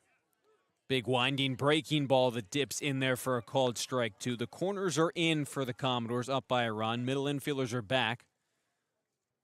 Again, second and third, one away. Hunter Carnes over at third, Cruson on at second, a single and then a double. Gatemen trying to tie this game back up. Cruson will not be headed to home, as swinging and missing at that pitch was Easton Breyfogle. So he pinch hits, comes up empty, 3 straight strikes to the pinch hitter, and now a big out number 2. Now third time through the order. The analytics always say that the offense has a big advantage now third time through the order against the same pitcher, so Ballmer's really going to have to dig in here for Falmouth. Hopefully Randall still searching for his first hit of the day. He's come up clutch before. He's got 2 in scoring position. A single should give the Gatemen the lead. Breaking ball. Slides inside for ball 1. And a base hit with Cruson speed on at second. The team's leader in stolen bases, with likely play to pair. The Gatemen could jump back out in front after Falmouth plated 2 in the 4th. Ground out and a fly out for Randall. 1-0 pitch. Misses again on the inner part of the plate, and it's quickly 2-0 on the Gatemen's second baseman. And you have a base open, so obviously you could, maybe not necessarily pitch around Randall, but walking him isn't worst case scenario. But then again, Levi Clark stands on deck. He's 0 for 2 today, but he can hit. He can hit bombs. 2-0, hitters count for Randall. Taking upstairs on a fastball, quickly 3-0. 2 away here in the top of the 5th. Second and third for Wareham. Infield single by Carnes. The booming double off the wall and right by Cruson. After the Breyfogle pinch hit strikeout, there's 2 away. Second and third, Ballmer's pitch. 3-0 right there for a called strike 1.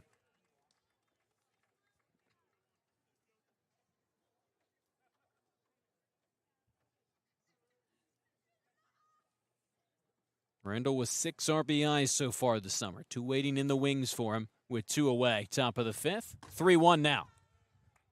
Ballmer fires that one inside, misses the plate, and Randall works a 2-out walk to load the bases for Levi Clark. Here's the chance. Here is your spot offensively. This is the big moment. This is your chance to have that big inning that's been costing you so often defensively. It'll be up to Clark to try and do it here. We've talked about how it'd be great for the Gatemen to get runners on base for Levi Clark. 3 homers, just 4 RBIs. They're loaded for him here. 2 outs, first pitch of this at-bat, breaking ball at the knees, and a called strike 1. Clark has struck out and lined out. Carnes at third, Cruson at second, Randall at first. All for Levi Clark. Gatemen trail by a run in the top of the 5th. Pitch to Clark. Big swing and a miss. Fastball up in the zone. Wanted all of that one, and it's 0-2. Yeah, he tried to give that one a ride.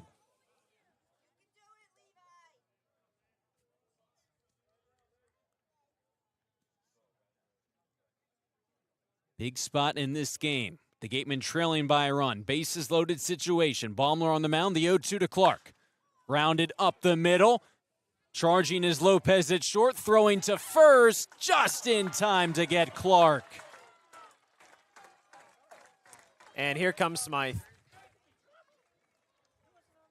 I haven't seen him move that fast out of the dugout all season. A slow roller hit up the middle. Lopez had a long way to go. It was a bang-bang play at first. The bases were loaded. It would have scored a run. And now a turning point possibly here as the lead is still 3-2 Falmouth.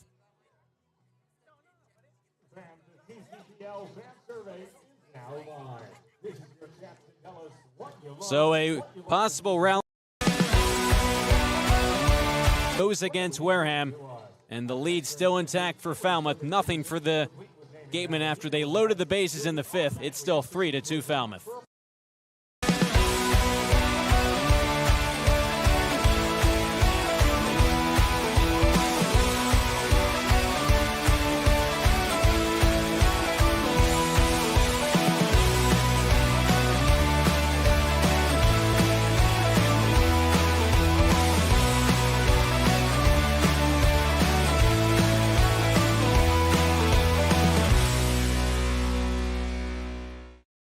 Cape Cod Central Railroad is proud to sponsor the Wareham Gatemen for the second year in a row. Experience the scenic beauty of Cape Cod like never before. Journey through picturesque marshes, cranberry bogs, and dunes on our historic rail line. Whether you're savoring a 5-course gourmet dinner, enjoying a Sunday brunch with a live jazz band, or bringing the family on a narrated excursion, there's a ride for everyone. Departing from Hyannis and Buzzards Bay, visit capetrain.com to book your ride today. Reed Custom Soils, a subsidiary of the AD Makepeace Company, is New England's most experienced precision soil blender. Reed is the leading provider of the lightweight planting soil for green roof installations, stabilized stone dust for nature paths and pedestrian walkways, bioretention rain garden soils, and specialized soils for athletic fields, including your newly renovated Spillane Field. To learn more, visit reedcustomsoils.com. Caleb Apple will be finishing up his warm-up pitches. Headed back out for the bottom of the 5th inning, and for more on the big right-hander, we'll send it over to our beat writer, Joe McLaughlin. Thanks, guys. Some more on Appleby, or Big Country as his teammates know him as, on the mound. You guys mentioned that he had the answer out of the bullpen last inning. That's been his brand this summer so far with the Gatemen, with his 0.73 ERA and 2 1/3 innings pitched. His last appearance against the Firebirds ended with him pitching 3 complete innings, allowing only 1 hit while retiring the last 3 batters on his own, getting a ground ball and 2 strikeouts in the 9th to secure the save. He's not only a great player on the field, he's also great off the field. I talked to him on Sunday that he had become roommates with pitcher Tate McGuire, a 2024 Cape League All-Star who just returned from Arkansas's trip to Omaha, and seeing Ty Stark out of Louisville, who also came back from the College World Series on a daily basis in the bullpen. He talked about how exciting it was to get to know them more. He's a social guy that loves to make friends, especially with his new teammates, and he also knew Ty Stark from playing with him on the same travel team together, the Indiana Nitro team. So he's not only a great pitcher, but he's a great teammate to have in the bullpen. Back to you guys. Joe, thank you. As it's quickly 2-0 on Antonio Morales, 2-3-4 for the Commodores, as that one is smacked right at the third baseman strip lane, right on the infield grass. Put the glove up, found the ball. A line out to begin the top of the bottom of the 5th, that is. Great to hear about Caleb Appleby. He's kind of developed into a fan favorite. Obviously, the numbers speak for themselves on the mound, but getting some of that chemistry still now about halfway through the season, always important too. And it's great when he's a fan favorite, but he's also producing, offensively at a high clip. This is a summer league where, players can come and go really quickly. It doesn't take much, especially just so many talented players that if somebody, starts off on a little bit of a skid, could be gone pretty quickly, but he's been playing pretty well. Blasted into right. Breifogel back. Leaping attempt. It's off his glove. Turning and heading to second is Adrian Lopez. He gets to second with 1 away in the bottom of the 5th. Breifogel out in right field after he pinch hit for Gargett. That moved Turner to second. Randall now to short from second, and a tough first attempt in the outfield for Breifogel. Colby Turner's made nearly that exact same catch, ranging over to his right, leaping up in the air, backhanded with his glove. Just tough luck there from Breifogel. Not a whole lot of practice, not a whole lot of routine plays to kind of get in a rhythm over in the field, but really thrown into the fire. Tough draw for him, and now Appleby's got to keep delivering. Against Micah New, singled and scored a run on an infield hit his last time up. First pitch from Appleby, a breaking ball at the knees for a called strike 1. The Commodores looking to add on after Lopez reaches. They're going to score that as a double. Tough play for Breifogel deep into right field. Now the 6th hit for Falmouth here tonight, 3 for the Gatemen. Runner on at second, 1 out. 0-1 from Appleby, sliced right back to the backstop by New. In a game that's still 3-2, but the Gatemen were threatening in the top of the 5th. Chance with the bases loaded for Levi Clark. And a bang-bang play at first that Ryan Smythe and the Gatemen were arguing he was safe. The out call made by Robert Melms. As now it's an 0-2 count against Micah New. Appleby looks the runner back to second, now comes home. Rolled to the left side. Stripling lays out, makes the play, but he has no play at either first or third. Well, he had a play at third. I mean, that was, Lopez was moving on it, and then Stripling was like, oh, I'm going to fire over, and then Randall went over to cover third, and he kind of saw that out of his peripheral and thought, wait, no, should I throw over to third and get the lead runner? But at that point, he was already safe. It's so tough to try and, make that decision on the fly, especially when you're on the ground and diving for it. The main part of your focus is just getting that ball in your glove, and then you worry about throwing over in the next portion of it when you stand back up. But now they're on the corners. For Justin Osterhaus, who had an RBI triple in the fourth. Appleby in a jam with runners on the corners, one out. Taking off for second is New. Pitch a called strike. The throw's a bit low, not in time either. We've talked about the power from Micah New. How about the speed? That's his second stolen base of the game, and he's reached twice on 2 infield base hits. Yeah, he's pretty good, Cory. Yeah. And then he also, leads the league in home runs. He can do it all. Real 5-tool player that Falmouth has. Infield is in for the Gatemen with 2 in scoring position, trying to keep the deficit at 1. Osterhaus behind in the count 0-1 against the 6-7 Appleby. Kicks, fires, breaking ball, winds in there for a called strike 2. And Appleby gets ahead of Justin Osterhaus. Again, infield in for the Gatemen. Stripling at third. Randall moves over from second. He's playing short. Turner replaces him there, and McHugh over at first. 0-2 is the count. 1 away, bottom of the 5th. Appleby's pitch. High chopper right back up the middle. Randall fields. Only play's going to be to first. He gets the out there. Coming in to score is Adrian Lopez. Some insurance for the Commodores. It's 4-2. That's a really smart decision from Braden Randall. It can be so easy to try and just go home and get him out, or at least try and get the lead runner out and, keep the deficit just at 1. But, I mean, that would have been a real 50-50 play if he tried to deliver that to Carnes. So you went over to first, got the out. Now you're just 1 more away from getting out of the inning. Can live to fight another day. New up to third on the ground out by Osterhaus. Harrison will be the batter. A sac fly, his last at-bat in the 4th. 7 hits now for Falmouth. 4-7-1 their line score. 2-3-1 for the Gatemen. Runner on at third, 2 away, righty on righty matchup. Appleby takes a deep breath, fires home. Harrison, a big swing and a miss, set a ball down, and it's 0-1.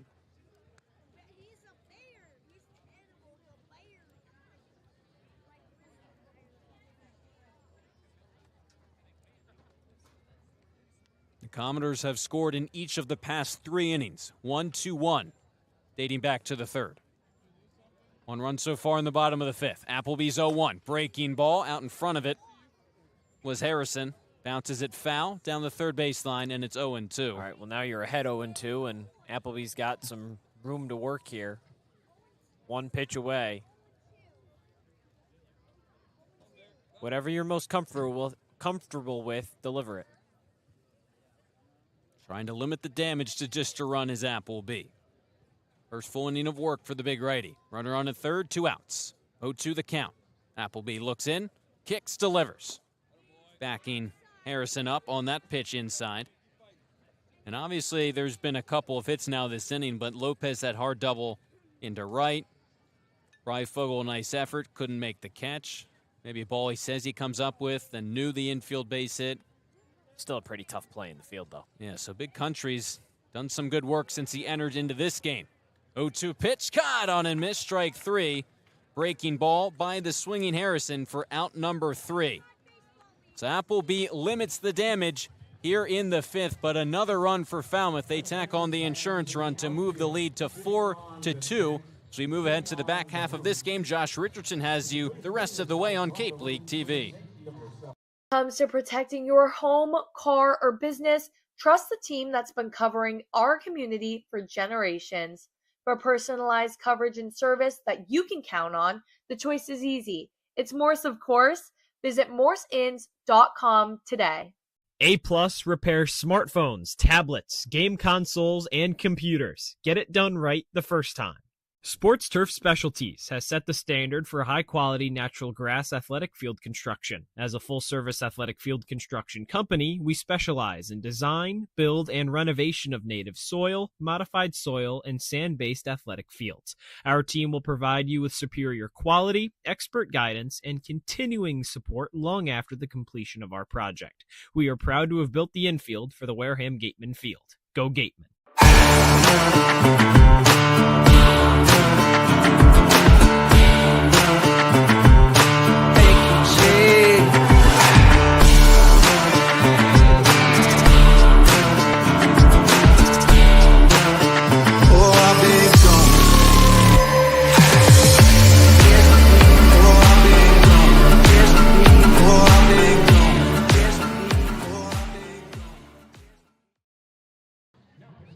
It's the 6th inning here from Gov Fuller Field, and the Gatemen trail 4-2 to Falmouth. It's been a tough one, Cory. All 4 Commodore runs coming in the final 3 innings, well, the last 3 innings, I should say. And now it'll be the heart of this Wareham order. Chris McHugh, Caden McDonald, Landon Stripling, 3-4-5 to try and even up the tally. New pitcher on the mound, Matt Saucer. 0-1 with a 7.84 ERA for Saucer. 3 games, all of which were starts. So now he moves to the bullpen. First pitch is a fastball that misses upstairs at 89 miles an hour. Saucer from Central Florida. So really seeing some pitchers kind of, come out of their, usual habitats here. Some starters move to the pen. McHugh sends that one deep into center field, but drifting back is New. He makes the grab. A couple of guys, usual starters, then get moved out of the pen. Some guys that, haven't started yet this season now into that starting role. That was Josh Butler earlier. His line closed at 3 1/3, 5 hits, 3 runs, just 2 earned, a walk and 3 strikeouts. First pitch to McDonald is fouled off and out of play over the first baseline. And the Wareham pitching staff has done a really nice job, I think, of limiting the damage. Butler obviously had a tough 4th inning. Appleby allowed the run in the 5th, but he limited the damage. Oh, one big swing and a miss from McDonald behind on that fastball at 91. And you knew the Commodores were going to score runs, the team that leads the league in home runs. Again, it's just limiting that damage. 4 runs, not insurmountable. You just got to cash in on these rallies. 0-2. Fastball misses outside. 1 ball and 2 strikes to McDonald. So far, no home runs today for Falmouth. Been keeping the ball inside the park and still producing 4 runs on 7 hits.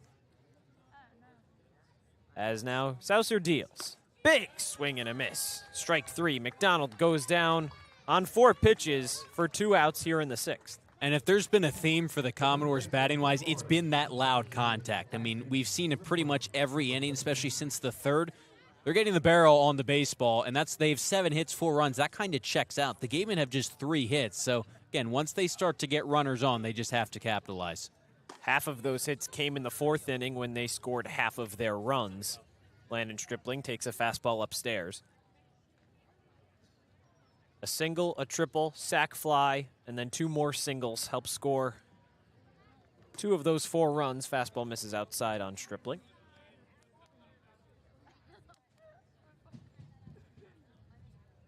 These were 2 teams that met 2 weeks ago today. Falmouth lost that one 4-1. Another fastball misses upstairs, and Stripling quickly ahead 3-0. Wareham came up with a 4-1 win, scored the first 3 runs early. They scored 2 early in the 2nd off the bat of Hunter Carnes, 2-run shot, 3-0. Fastball right down the middle for strike 1. Since then scoreless over the next 3 innings. 3 2/3, that is. 3-1. Fastball just misses outside, and a 5-pitch walk for Landon Stripling brings up Colby Turner hitting 4th. Good at bat by Landon Stripling. Work the 2-out walk, get a base runner on for Turner, who popped that homer last night, represents the tying run. And it is only the top of the 6th, but if you're Wareham, try and even up this game sooner rather than later. I think just about every team would rather play the game with a lead as opposed to trailing. But I think for the Gatemen, having dropped 4 straight, 2-8 their last 10, that especially is the case here, would be a lot more comfortable for them. Turner represents the tying run. He had a home run yesterday in the loss to Bourne. First pitch breaking ball misses outside. And a good block from Harrison behind the plate keeps it in front, and it's 1-0. Turner was 2 for 3 with a home run and a walk yesterday against Bourne. It was a 5-2 loss for the Gatemen. Second straight to Bourne. 1-0, big swing and a miss. Blew a fastball by Turner, and the count even, 1 ball, 1 strike.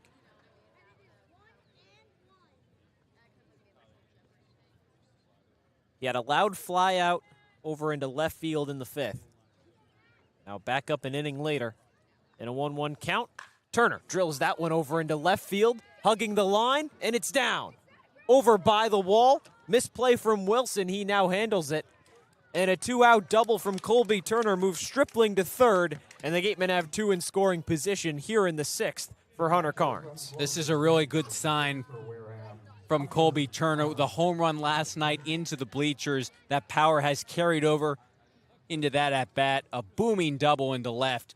If he can just keep that going, the Gatemen will be in a good spot.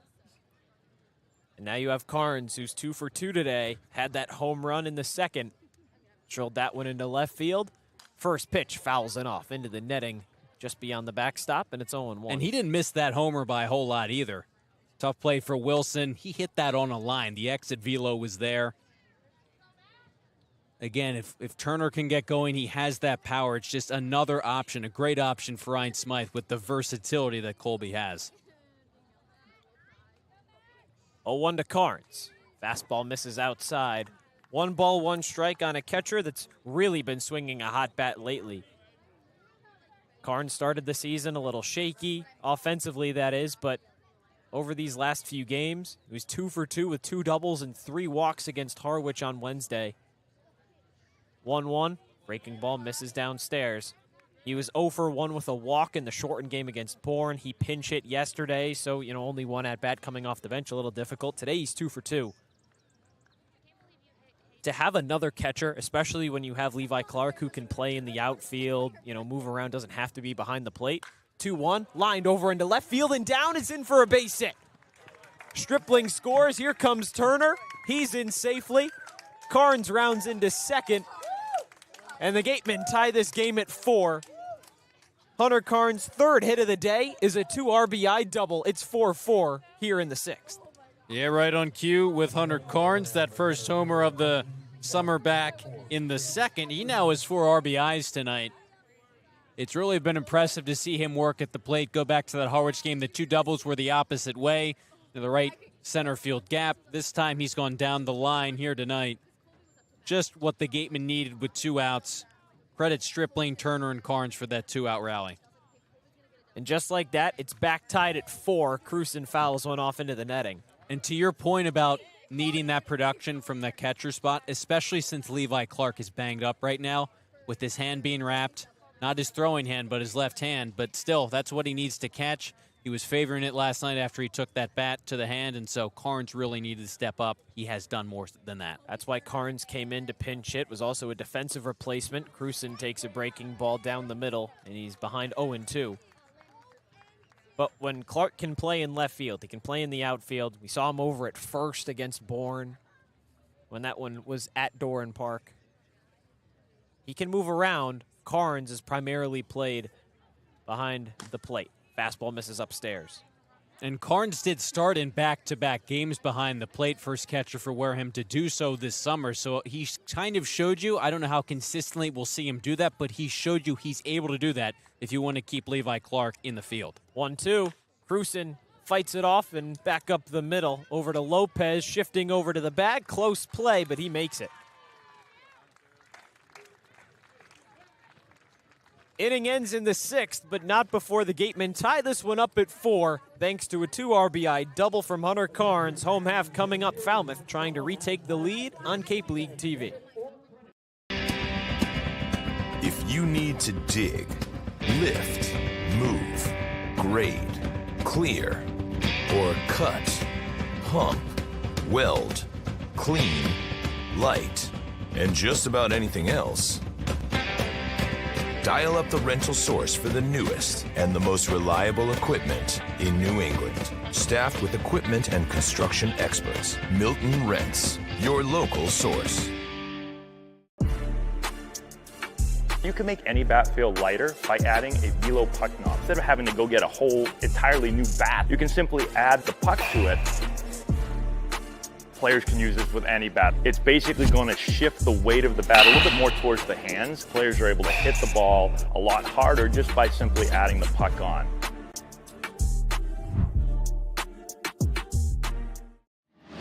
Cape Cod 5 is proud to be the official banking partner of the Cape Cod Baseball League. Cape Cod 5 offers a broad range of financial products and services tailored for every stage in your financing journey. Reach out to us. We're here to help.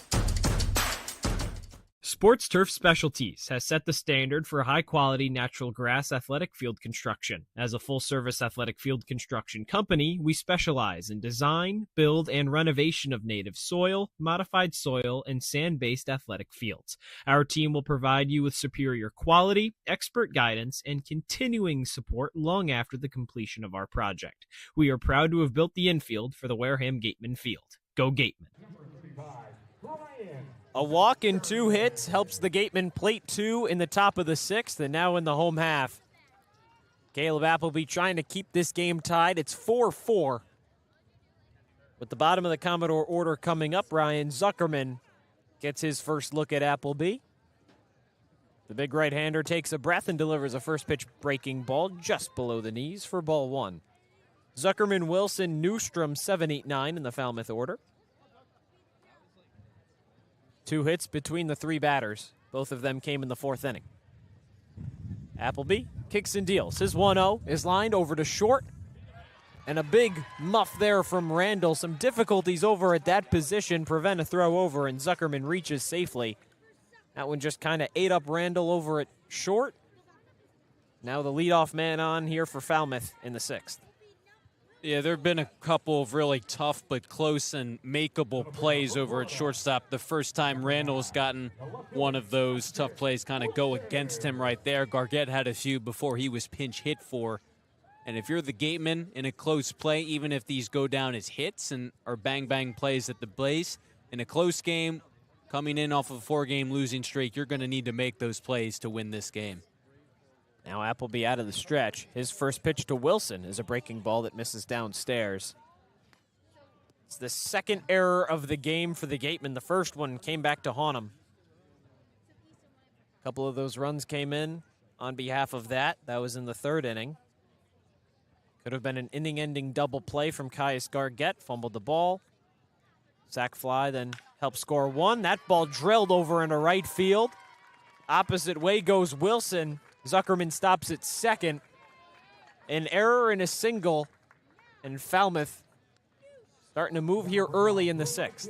Errors and walks seem to always have a way of coming back to haunt you, as they already have so far tonight for the Gatemen.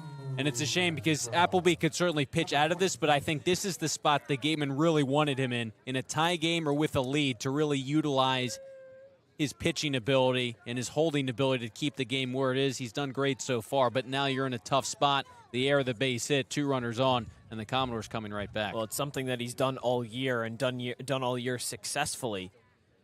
ERA at just 1.35. His 2 earned runs this summer have come against Falmouth. First pitch breaking ball finds the zone for strike 1. Had a lot of success so far in this Cape League season. 2 on and nobody out here in the 6th. Tie game knotted at 4 between Wareham and Falmouth. Chris Newstrom up to bat.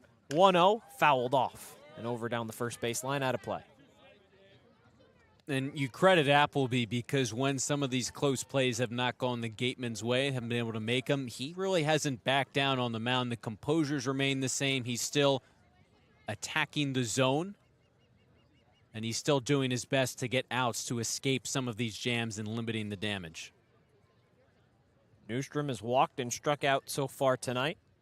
Big spot for him here. 1-1, breaking ball just outside. 2-1. And this is a big at-bat against Newstrom. Bottom part of this order, came in hitting 171, struck out his last at-bat. So you really want to get to the top with at least 1 out here and take care of business against Newstrom.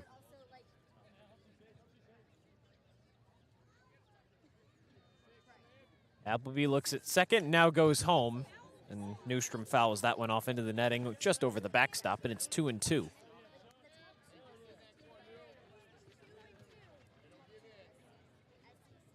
Eight hits tonight for Falmouth, 5 for Wareham, 2 errors for the Gatemen, just 1 for the Commodores.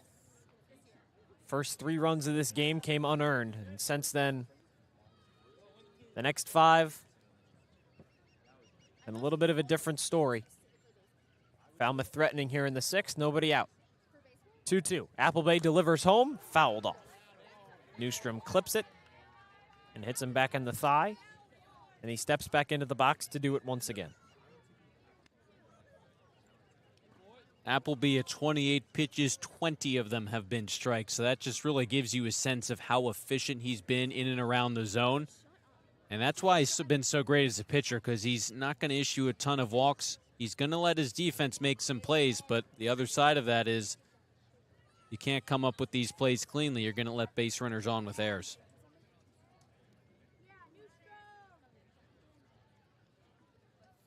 Two from Appleby. He delivers straight up in the air, drifting into shallow right field. Turner under it, and he makes the grab as he backpedals into the shallow right field grass for the first out. And there is that big out number 1. That has to feel good.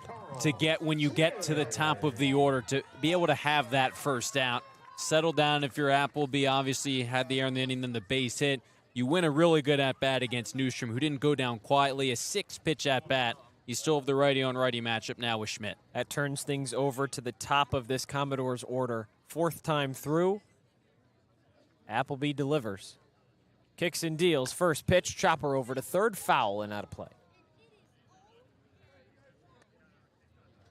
Schmidt singled in the first to lead off the game, then reached on that error in the third. That was the one that could have ended the inning.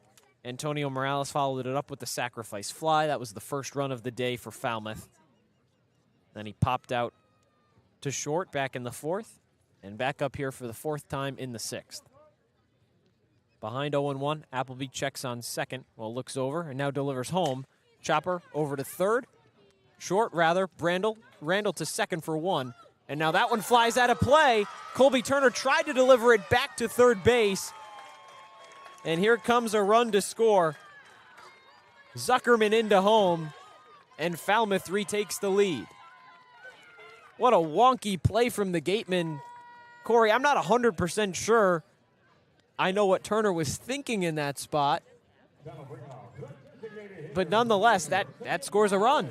Yeah, again, you kind of know what maybe he was thinking. If rounding third, Zuckerman had just immediately gone to home, but he didn't. There was not really a chance to get Schmidt at first on that. Chopper was going to beat it out anyways, but that's just one you have to look over to third. The play is not there. Put the ball in your back pocket.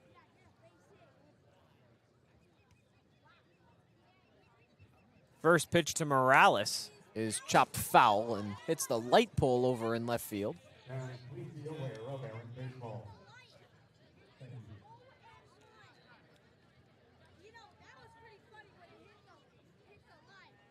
Gatemen are up to 3 errors, not even through 6 innings.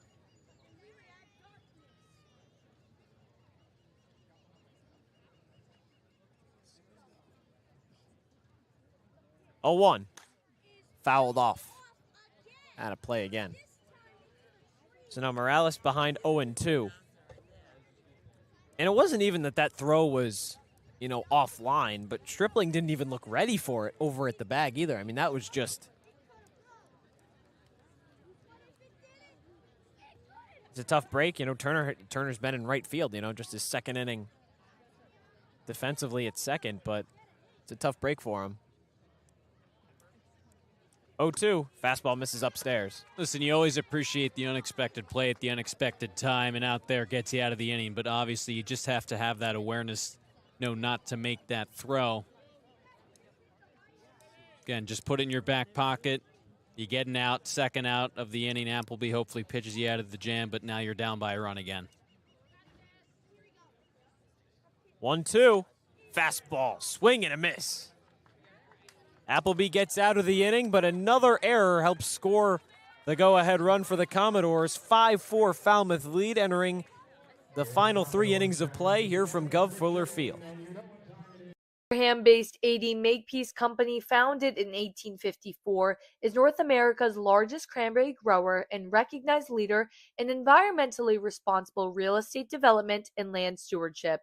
For 171 years, AD Makepeace Company has supported community events and organizations like your Wareham Gatemen. Visit admakepeace.com to learn more.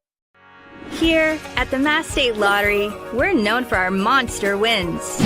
But there's no bigger win than the $1 billion we provide each year to support all 351 cities and towns in Massachusetts. In our game, we know that supporting local businesses and helping communities is how we all win. Because at the lottery, we're all playing for the home team. The Mass State Lottery. Welcome to the state of winning. Legacy Insurance has been servicing Wareham and the surrounding areas since 1980. Call Legacy Insurance for all your insurance needs at 508-295-1315. Legacy Insurance, your hometown agency.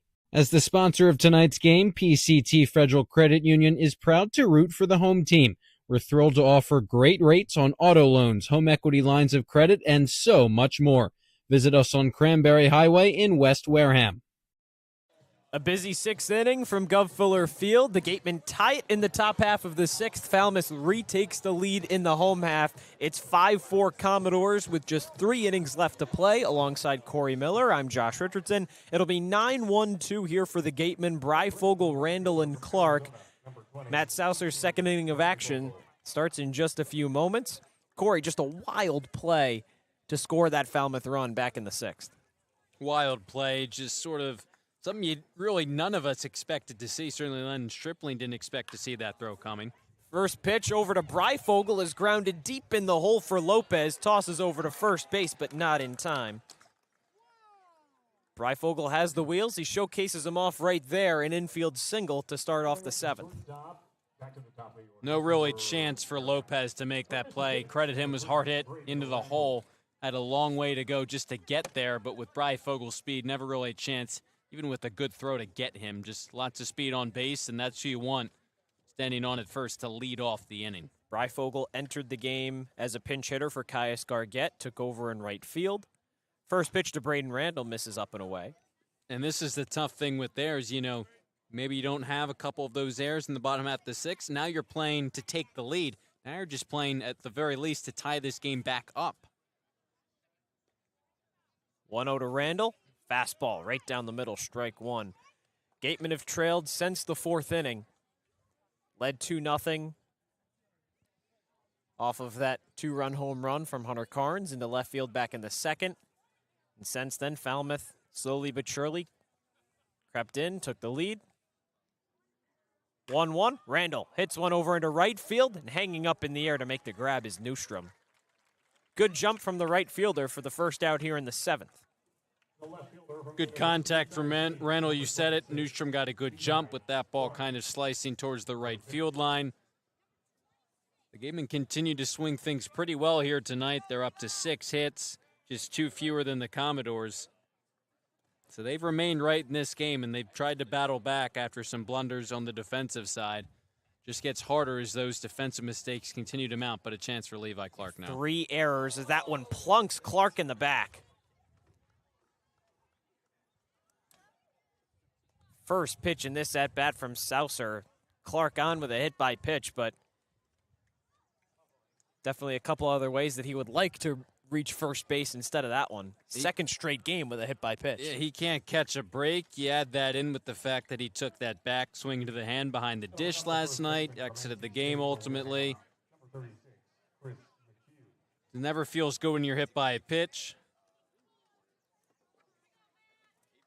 Seems to be fine. Obviously, that's going to leave a mark in the back, but good news for the Gatemen is you have 2 on. Yeah, and just 1 out for Chris McHugh. Tied for the team lead in home runs with Levi Clark. Hit one in that shortened game against Bourne. Drilled that one all the way out into left field. As a mound visit here for Falmouth to talk things over with Saucer. McHugh so far, 2 flyouts and a foul out. Now a big chance for the first baseman from NC State to come up clutch. Tying run in scoring position, and somebody with wheels too. Breifogel has showcased his speed both on the base paths and, from behind the plate as well on hits as well. So a ball to the outfield could likely score him right here unless it's really hard hit. I think if you're McHugh, don't try and expand the zone, especially after Souser just hit Clark right in the back. Wait for your pitch and don't miss it. Well, here's his first pitch. It's a fastball that misses inside.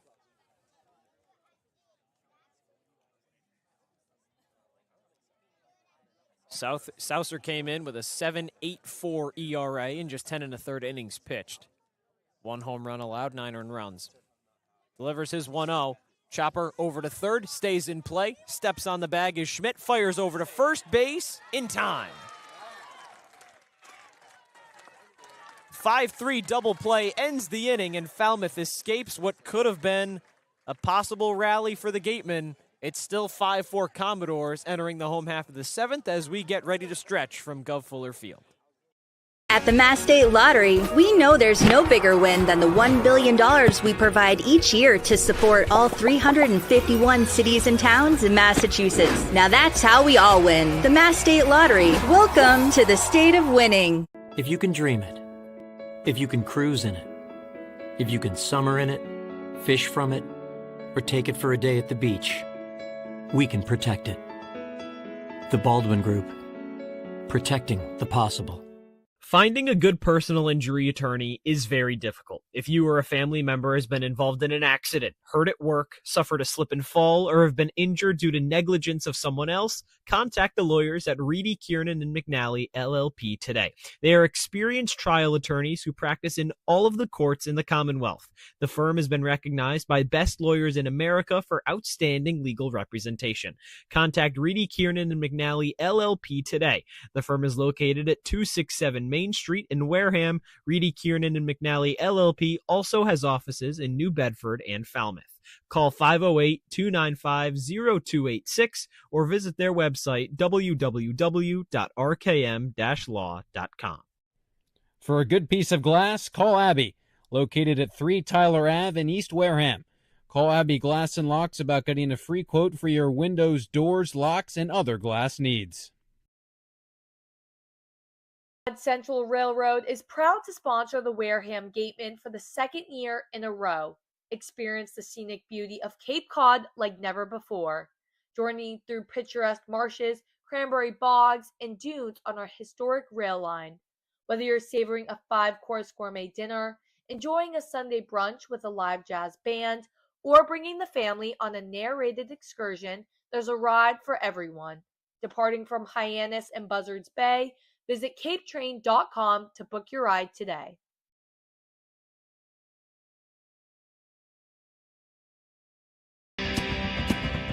If you need to dig, lift, move, grade, clear, or cut, pump, weld, clean, light, and just about anything else, dial up the rental source for the newest and the most reliable equipment in New England. Staffed with equipment and construction experts. Milton Rents, your local source.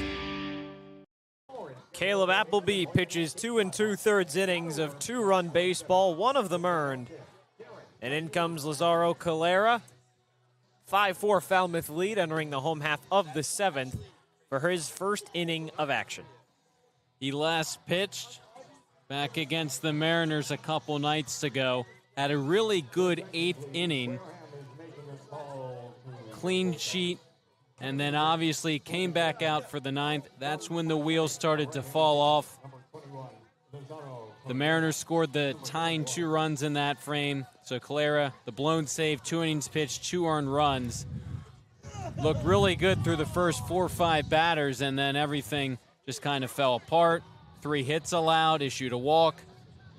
It's obviously staying around the zone, making your pitches, but obviously a chance for a bounce-back outing. Yeah, I mean, it was a really tough 9th inning for him. Gatemen up 5-3 going into that 9th. 2 outs, bases loaded. Shintaro Inoue comes up with a really, really big 2 RBI single, ties the game. Patrick Galley comes in later, walks in a run. the ghost runner that was, and that one then turned into a 6-5 loss. That was the second of this 4-game losing streak that the Gatemen are on right now, trying to snap it, but they'll have to do it in comeback fashion, trailing 5-4 to Falmouth here in the 7th. It'll be 3-4-5 for the Commodores, Lopez, New, and Osterhaus to deal against Calera, the University of Miami product. And Appleby did his job, especially with the amount of traffic he had to face with some of the errors. The fact that he was able to pitch out of a lot of those jams, limit the damage, very minimal. It's a 1-run deficit. If you're Calera, the job's the same. Give your offense a chance to win this game. Equipment malfunction for Hunter Carnes. Just making sure that earpiece and the signals can get relayed correctly from pitching coach Eric Luxis and Ryan Smythe. And now he walks back behind home plate. Lopez eagerly awaiting his 4th at-bat of the night. He doubled back in the 5th, his only hit of the game so far. Calera's 3rd appearance of the season. Went the 4th, rather. Solo inning against YD. And 2 innings of 2-hit baseball against Brewster. Helps set up Caden McDonald, who closed that one out. 2-1 win. First pitch breaking ball misses downstairs. Lopez ahead 1-0.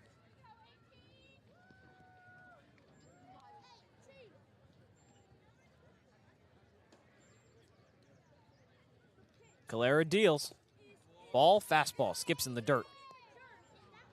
And over to the backstop, it's 2-0. And the Gatemen clearly feel comfortable with using Calera in some of these high-leverage spots with the lead against the Mariners, now trailing in kind of a must-win game, big game here in the 7th, down by just a run. So he's pitched pretty well. It's just he's got to make sure it carries over throughout the whole outing. 2-0. Fastball lined over into right field and down. Lopez takes it the other way. Turner didn't really have a shot to grab it. And a leadoff single for Falmouth has one on and nobody out in the 7th. And that was kind of the issue for Calera. He issued just 1 walk against the Mariners, but it was the 3 hits, and especially his 2nd inning, the Mariners bats really started to hit him hard. But now you're in the middle part of this lineup. You're down by just a run. Hard hit base hit by Lopez. Now you're facing Micah New, one of the top hitters in the league. You really got to be precise in your location and mixing and matching your pitches. You could certainly make the argument that New is the top hitter in the league as he fouls one back on a fastball. First in home runs, first in OPS, first in slugging. Entering today, 2nd in RBIs, 2nd in runs scored. Tied for 9th in stolen bases. He already has one of those. Just a complete 5-tool player for Falmouth. Calera's ahead 0-1. Now kicks and deals. Liner over into right field again, past Turner. Lopez moves over to 3rd. The throw is not in time. It skips over to the Gateman dugout, and it goes out of play. And that will advance Lopez in safely. An errant throw, trying to get it back into the infield. Scores Lopez. And now New moves over to 3rd since that one moved out of play. Another RBI for New. And he heads over to 3rd with nobody out in a 6-4 Falmouth lead. He got a pretty good chunk of the barrel on that baseball, but he was still a little bit behind that. Looked like a pitch, inner part of the plate. Good inside-out swing, but not a ball he clobbered, just right through that hole on the right side of the infield. Good piece of hitting. And once again, credit Lopez on the base running. He was going to get to 3rd anyways, but the wild throw that comes in plates yet another run for Falmouth. That's the 4th error of the game for the Gatemen. That time it was a throwing error. First pitch fastball skips in the dirt, and a good block from Carnes keeps it in front of him, and it's 1-0. Breifogel charged with the throwing error.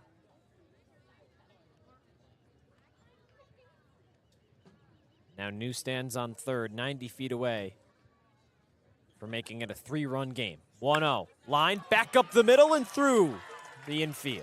Here comes New. And that makes it 7-4. 11th hit of the game for Falmouth. RBI single from Justin Osterhaus makes it 7-4 Commodores. And I know when you've dropped 4 straight games, you're trying to make plays happen. You're trying to get some big outs. I think that's kind of what's led to a few of these errors, just guys trying to make some of these bang-bang plays to get out of innings. But 4 errors, that just puts your team in a tough spot. And the Commodores have taken advantage of it. We talked about the big innings coming into this game. It's kind of been off-trend because Falmouth hasn't really necessarily had one big inning, but they scored in the 3rd, 4th, 5th, 6th, and now 7th. No one out here in the 7th. And the Commodores have made the Gatemen pay when they've given them base runners. Yeah, and as of now, never scored more than 2 runs in an inning yet, but just consistently pouring on more and more as the game continues. Runner goes. Carnes throws down. Throw is not in time. A stolen base for Osterhaus, and he's in scoring position. And listen, give the Gatemen credit for pitching out of some of these jams to avoid the beginning, but at the same time, you limit some of these defensive mistakes. Falmouth doesn't score some of these runs each of every inning dating back to the 3rd to begin with. Clara's behind 1-0. That breaking ball missed outside. And now deals to Harrison. Big swing and a miss. Harrison whiffed, another breaking ball, and now Calera works the count back to even 1-1. Harrison 0 for 2 with a sac fly into right. Came in hitting .205. Average currently stands just under that 200 mark at 195. Osterhaus trying to get a jump. He stays put. Harrison flares one over into shallow infield. Turner makes the grab for the 2nd out. That'll bring up the first baseman from Georgia Tech, number 35. Good out there from Turner. That'll bring up Zuckerman. Claire was able to bury that pitch in on the hands. Harrison way behind it. The Gatemen finally get that first out of the 7th, the big out number 1. Now Zuckerman up. Has a single back in the 4th. First pitch from Calera is a fastball at the knees for strike 1. Zuckerman's first game of the season so far for the Commodores. Struck out looking in the 2nd, had the single in the 4th, and then reached on an error to start off the 6th. Braden Randall over at his new defensive position for the rest of the game. Check back over to 2nd, and Osterhaus dives back in safely.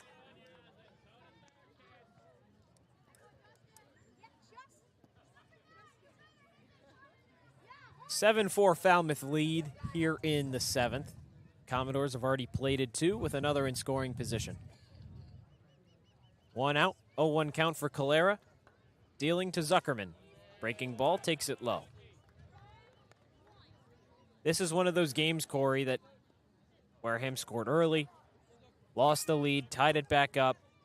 It's going to feel like another one kind of got away from them if they can't come up and find a way to tie or retake the lead. Chopper over to 3rd, but foul. And it's tough because there's been a couple of situations where they've had guys on base.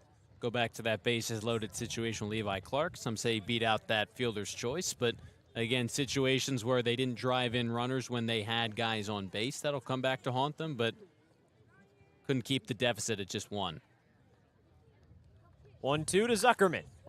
Over foul, or over to 3rd, I should say. Throw across the diamond for Stripling is in time. That one towed the line, and a nice play from Stripling at the hot corner. Gets the 2nd out. Osterhaus stays put at 2nd. Still a 7-4 Falmouth lead in the 7th. Zuckerman was way out in front of that one, just hooked it down that 3rd base line. She said Stripling made a nice play. We talked about Clara's been right around the plate, 14 pitches, 9 strikes, so he's letting guys, if they can catch up to the baseball, put it in play. That's when some of those defensive plays just have to happen. Obviously, there have been the 3 hits so far this inning for Falmouth.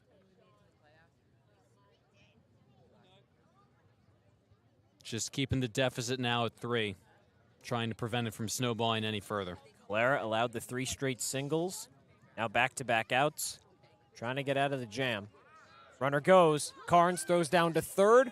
Tag on Osterhaus is not applied. Stripling thought he got it. And a 2nd stolen base from Osterhaus. Moves him over to 3rd. He's just 90 feet away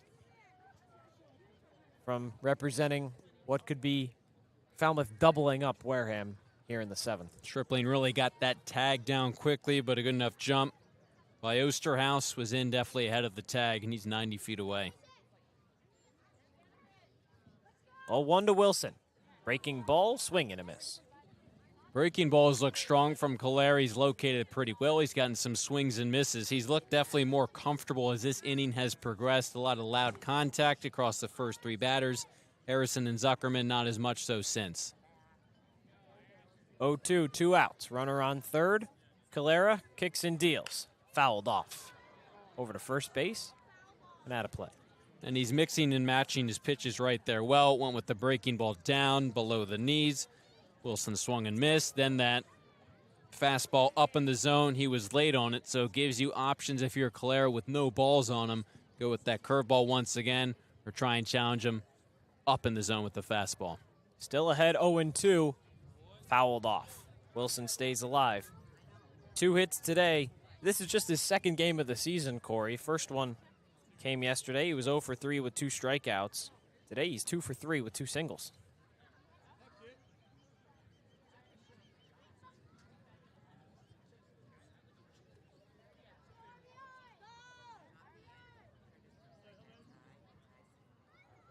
Calera's 0-2.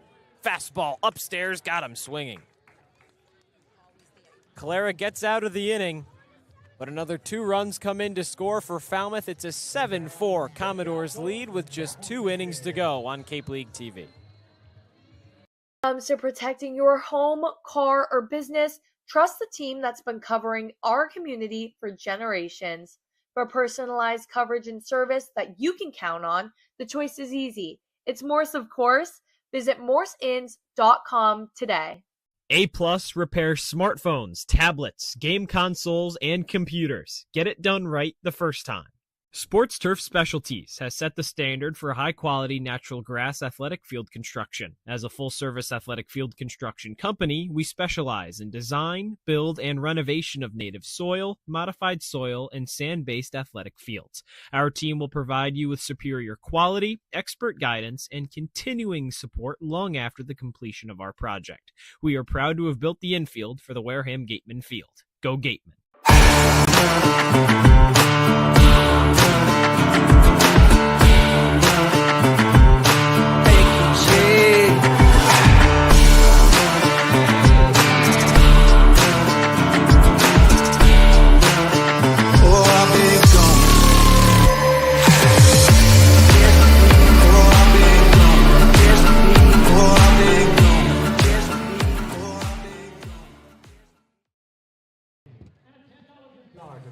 Top of the 8th from Gov Fuller Field, and this one is not looking like it's going to go the Gatemen's way. 7-4 Commodores lead, with Wareham coming back up to bat. Middle of the order, 4-5-6. McDonald, Stripling, Turner trying to get some more runs on the board. And when you're down by 3 runs, obviously the need for base runners just ratchets up. So if you're McDonald, at the very least, try and find your way on base. Salzer's been out there already for 2 innings pitched, so the Gatemen have seen some of his pitches so far. Salzer's first pitch here is a fastball that misses above the belt for ball 1. As it stands right now, Cory, Wareham with the same amount of errors as it does runs. That is not usually a winning formula. It is not. 1-0, fastball in the zone, count even, 1 ball, 1 strike. And really the only scenario where you allow 4 runs and you're going to expect to win the game is if you pile on a whole bunch of runs. 4 is not going to do the job. 1-1, chopped over to third. It's Schmidt. Long throw across the diamond. It's in time.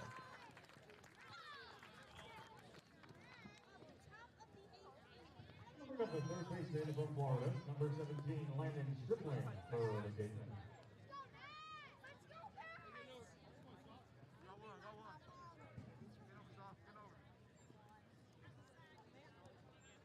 Stripling, the lone lefty that Saucer will have to face, at least due up, and he hits one sky high over and drifting just fair, or foul, but staying in fair territory. And that one remains in the field of play, and a nice grab from Harrison for the 2nd out. That one started drifting near our territory, just beyond the backstop. Cory, that one could have gotten interesting. Do you have your glove ready to make a grab or no? It's in my bag, but it certainly wasn't ready. Ended up not needing it. I thought for sure that ball was headed out of play over the netting, stayed up. Credit Harrison. He had about a foot of room to make that grab and already 2 quick outs. Yeah, the wind kind of brought that one back in. First pitch fastball finds the inside corner on Turner. There's been that wind that's been kind of drifting out over into left field. That carries over behind home plate as well. Another fastball. Turner takes it for strike 2.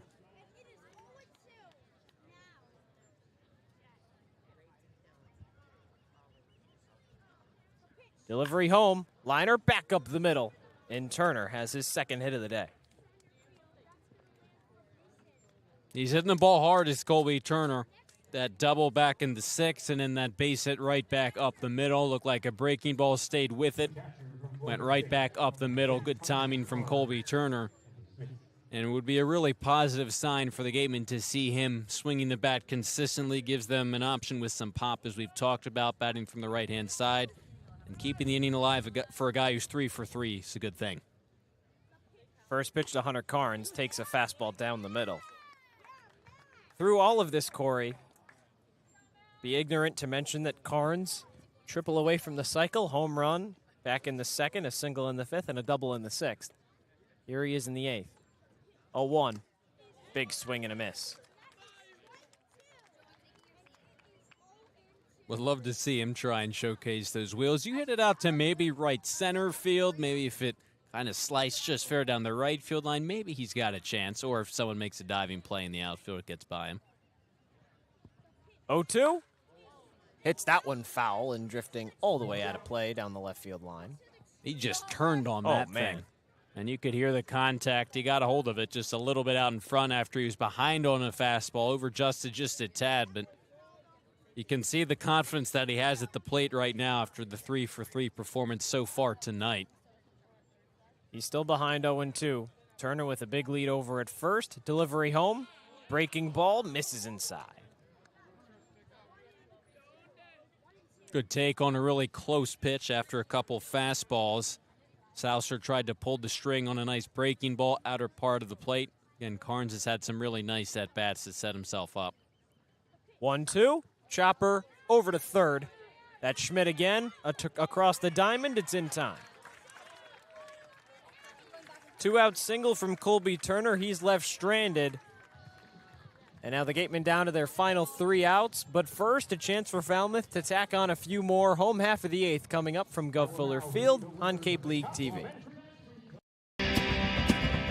If you need to dig, lift, move, grade, clear, or cut, pump, weld, clean, light, and just about anything else, dial up the rental source for the newest and the most reliable equipment in New England. Staffed with equipment and construction experts. Milton Rents, your local source.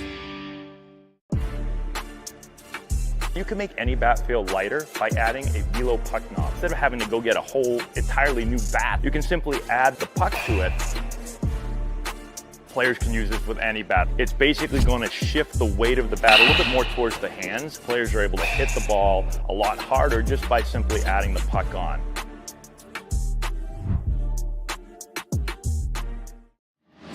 Cape Cod 5 is proud to be the official banking partner of the Cape Cod Baseball League. Cape Cod 5 offers a broad range of financial products and services tailored for every stage in your financial journey. Reach out to us. We're here to help. Sports Turf Specialties has set the standard for high-quality natural grass athletic field construction. As a full-service athletic field construction company, we specialize in design, build, and renovation of native soil, modified soil, and sand-based athletic fields. Our team will provide you with superior quality, expert guidance, and continuing support long after the completion of our project. We are proud to have built the infield for the Wareham Gatemen field. Go Gatemen. Home half of the 8th from Gov Fuller Field. And it's still not looking great for Wareham. Down 7-4, Falmouth in the lead, and a chance to tack on a few more. Lazaro Calera, his night is over.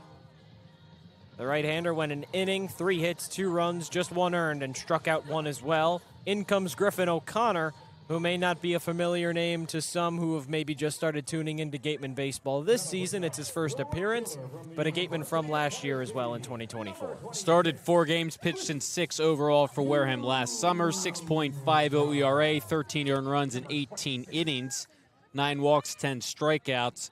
Right-handed pitcher out of Georgetown. ERA was a little elevated for him this past spring in 5 starts, 17 total appearances. 3-4 with the 7.93 ERA. 29 strikeouts compared with 12 walks. Was on the Harwich Mariners early season roster, but was released on the 17th. Picked up by the Gatemen now in his second summer with Wareham. Can't complain about that. First pitch delivery to Newstrom is fouled off and out of play over the backstop.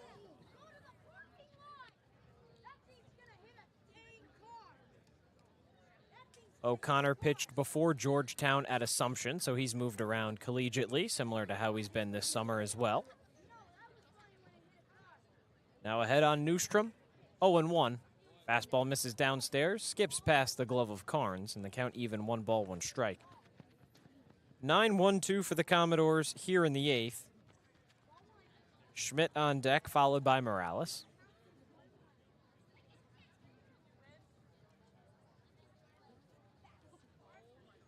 Now with a 1-1. Long hold from O'Connor. Now he kicks and deals and misses a fastball. Talked about it when Newstrom was last up in the 6th, but coming in hitting 171. The top and middle part of this Falmouth order has been pretty dangerous, so O'Connor trying to get that first out, settle in with the top of the order waiting on deck. 2-1. Chopper foul down the third baseline. O'Connor, a Dedham, Massachusetts native. Definitely going to be nice playing in his home state for summer baseball the last 2 summers now.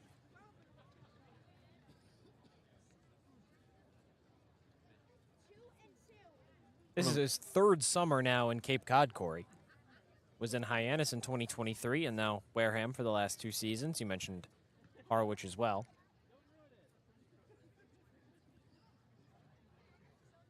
Long hold again from O'Connor. Pitch clock down to 5. Goes home. Fastball. Misses outside.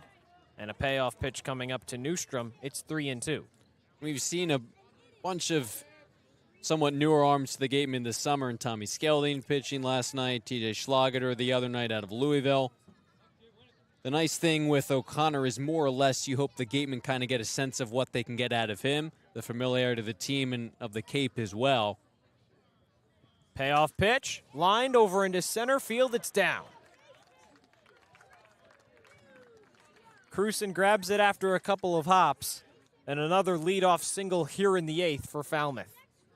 Starting off this one, just how they've started off just about every other inning since they started plating runs back in the 3rd. And give the Commodores credit. When the Wareham pitchers have been in the zone, they've been putting the balls in play,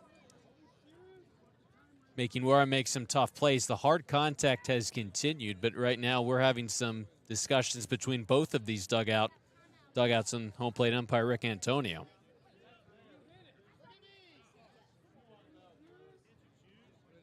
So Newstrom is heading back to home plate with his bat in hand, and Jared Saltalamacchia, the head coach for Falmouth, is coming out to talk about things with the home plate umpire.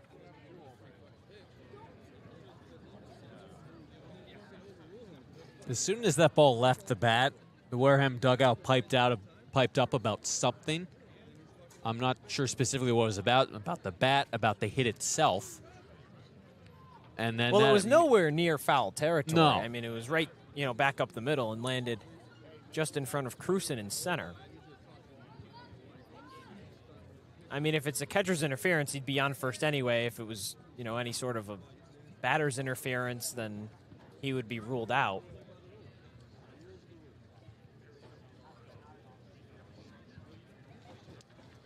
Chalk this up to another kind of just all-around weird play. We saw it earlier on that Colby Turner at bat.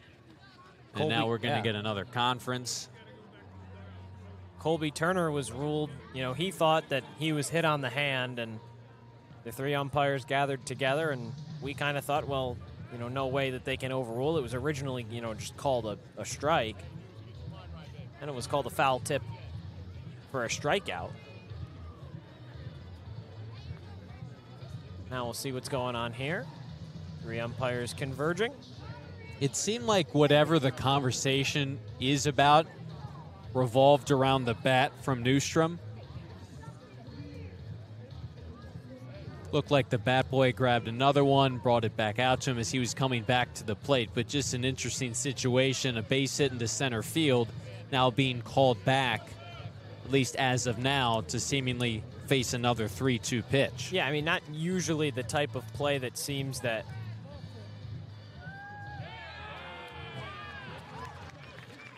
So he's going to reach first base anyway. And here comes Ryan Smythe about to argue some things again. And I think the frustration is they've gone back and forth now multiple times. Yeah. He was coming back to hit, and now they're putting him back on first. And he had the single anyway. I mean, Yeah. he rocketed that over into center field. I'm less confused on what Ryan Smythe is arguing about and more of just how the decision got made in general, I mean. And now we might have another conference as Anthony Brunetti joins the conversation between Smythe and Antonio. There's a lot going on. Robert Melms is kind of keeping his distance over, drifting near that first baseline. Griffin O'Connor's getting a few more practice throws in while Smythe has his discussion. Well, and the thing is, it seems like they almost overturned the call twice because it was a base hit originally, then they called him back, and then now they put him back on first. And it seemed like they said ball 4, which would have indicated a pitch clock violation. But there's no reason why the Gatemen dugout would be, up in arms, especially after that single about a pitch clock violation, because that would have been called on O'Connor. And he would have been safe at first anyway.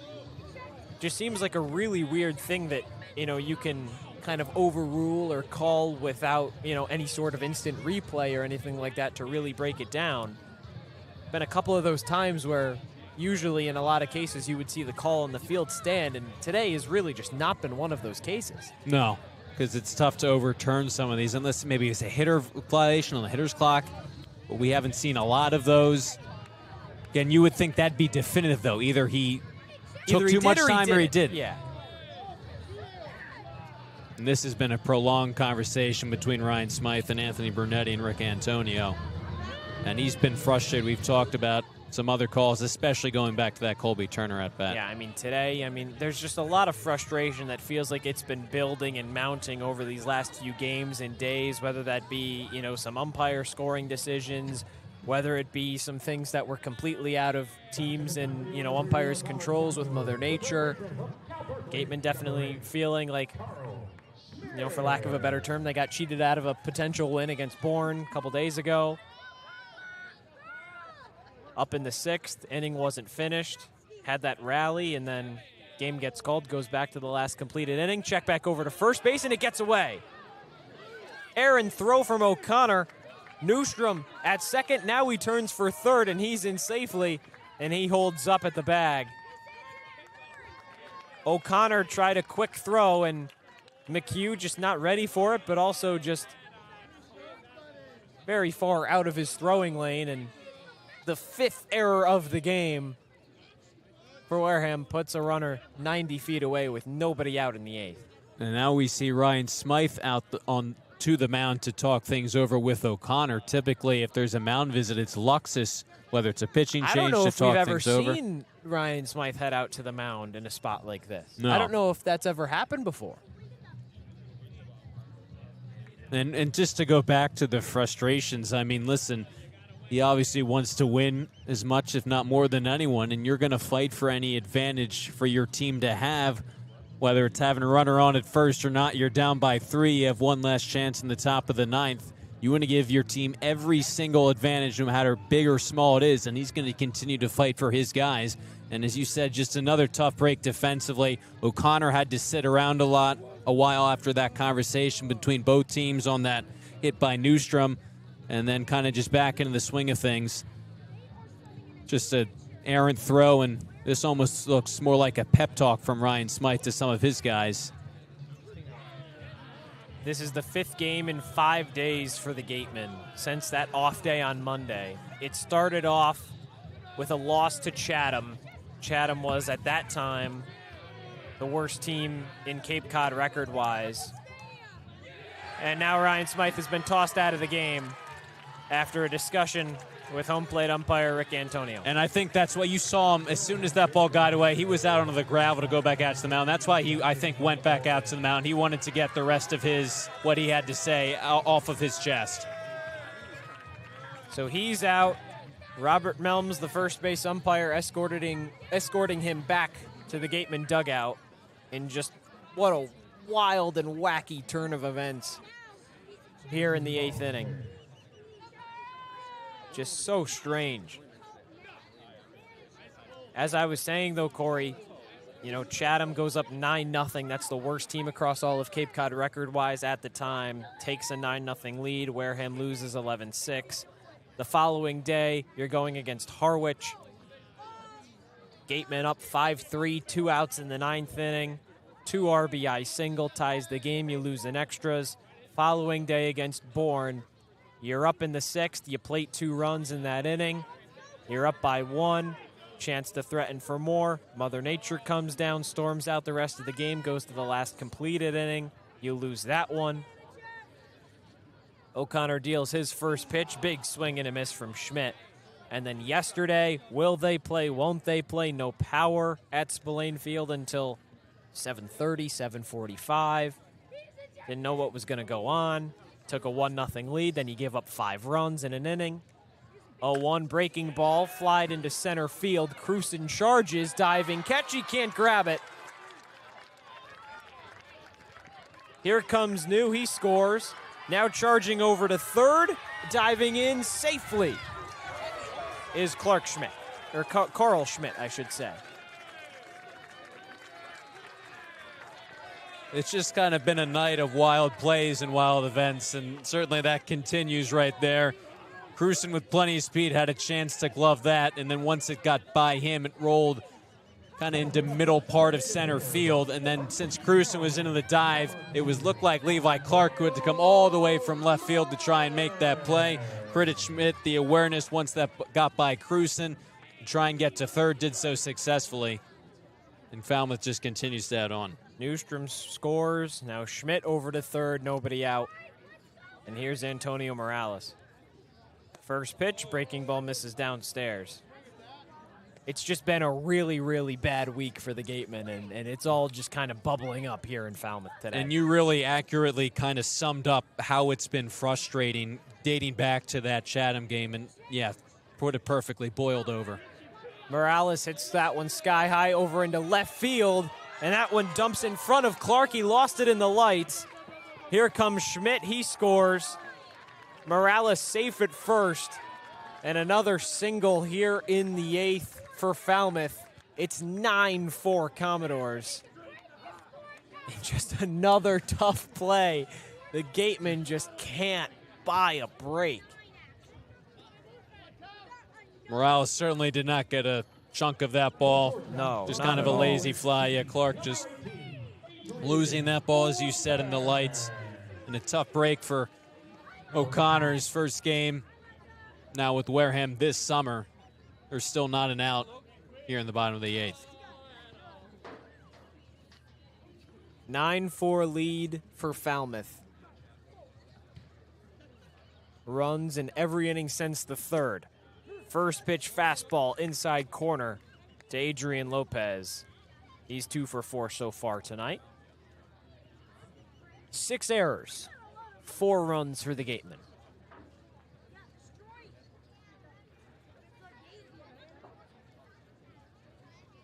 O'Connor's 0-1. Big swing and a miss. Fooled him on the breaking ball. And now Lopez quickly behind 0-2. It's just kind of been that night, Josh. There's always some of those games that are just, you can't really explain why some of these things go the way they do. You never expect to see 6 errors in a game. We've had an ejection. We've had some crazy calls. 0-2.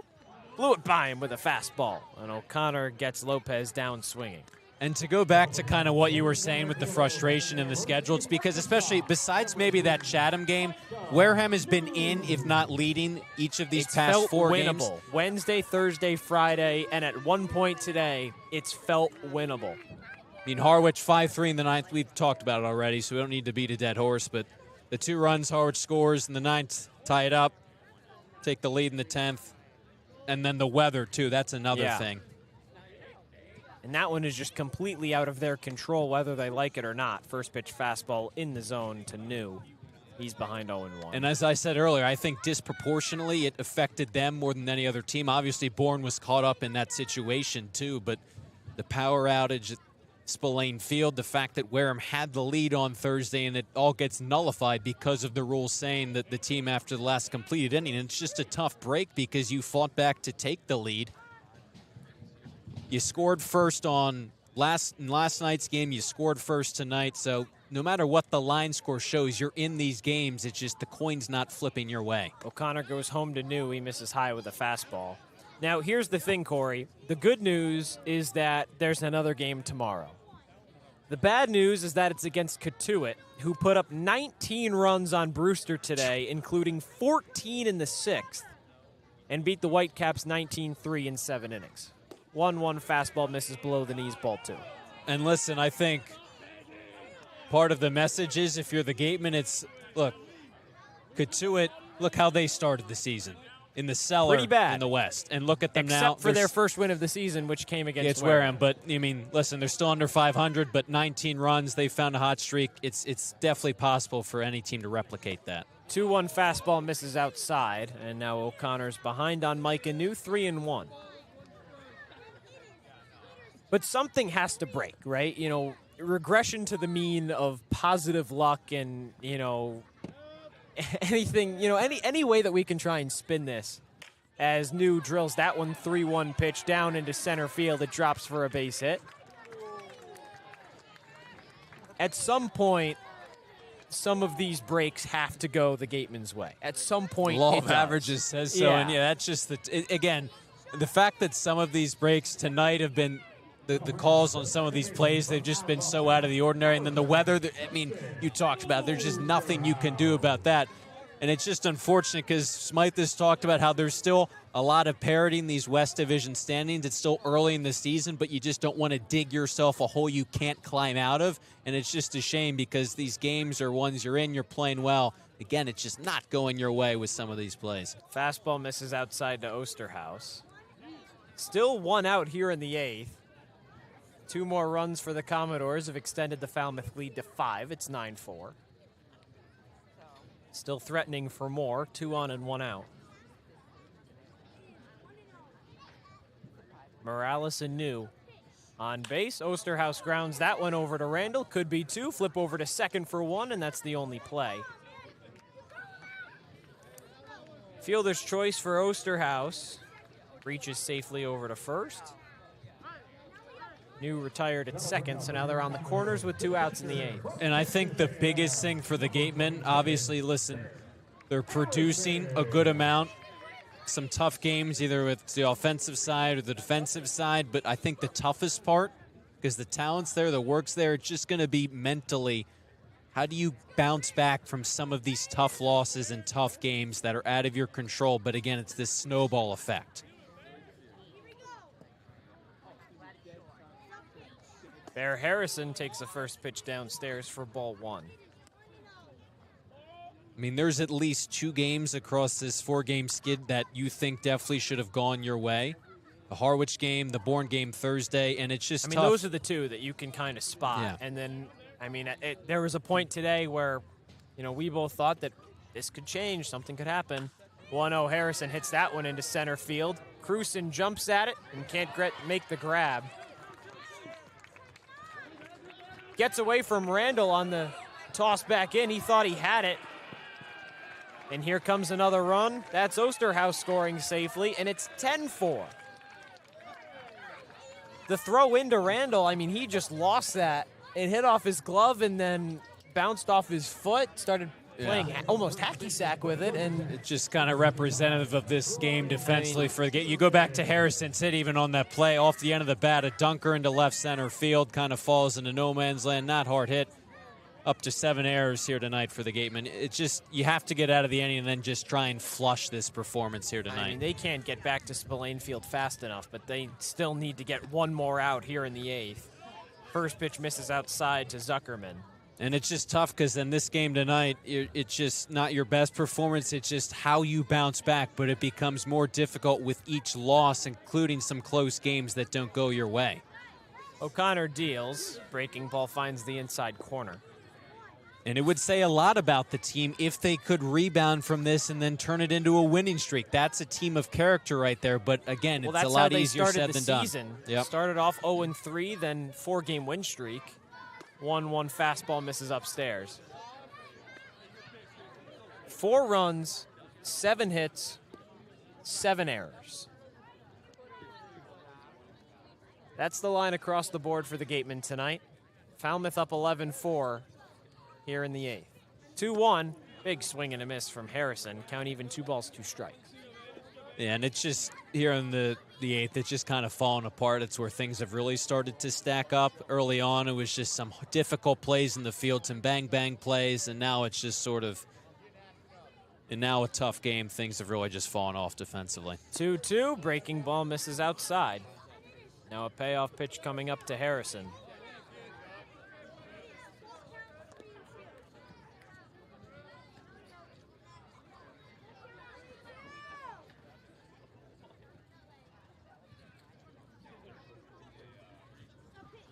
Payoff pitch, misses downstairs, and it may be a 7-run game, but Zuckerman reaches safely on the walk.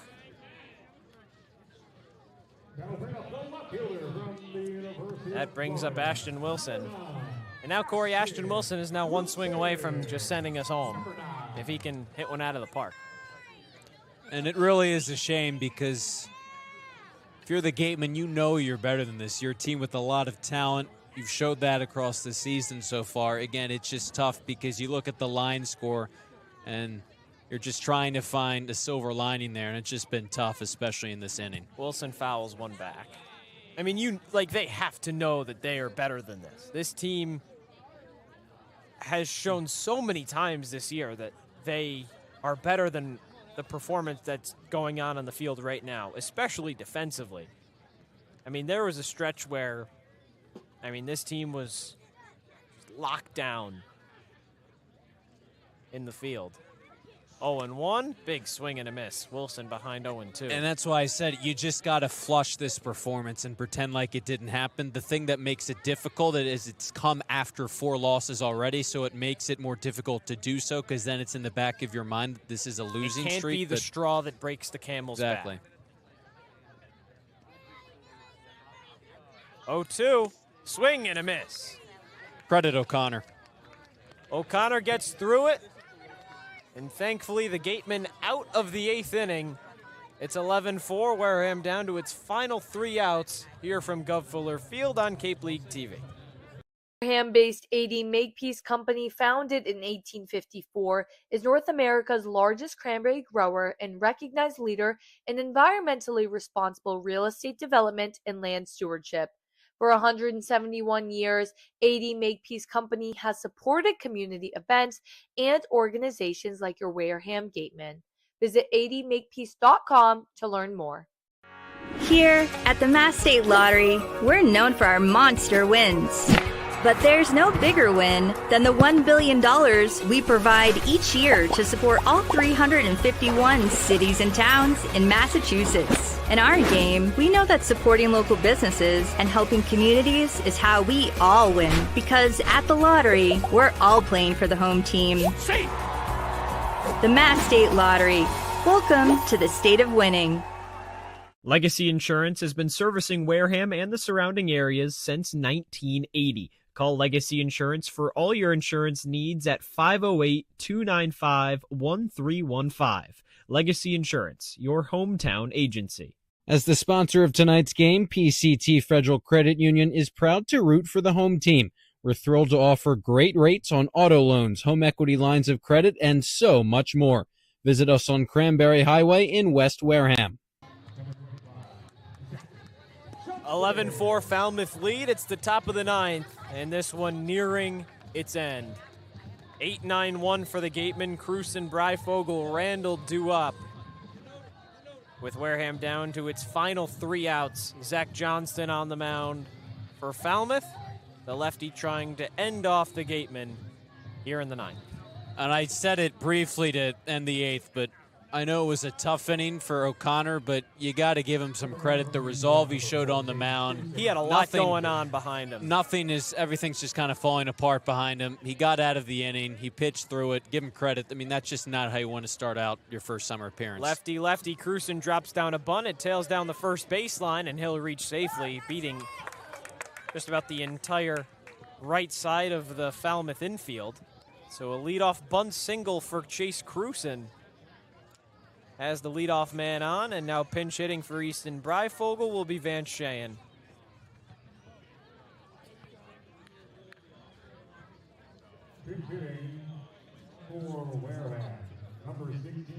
It was a good bunt by Cruson. Drag bunt kind of down the first base line. It pulled Zuckerman off of first. Cruson has plenty of speed, made it work. He dropped it down perfectly if you're going to go that direction. First pitch to Shayen. Chops one back up over the middle. Easy play there for Lopez. Steps on second for the 1 out. And now skips over on an errand throw. Zuckerman with a nice block.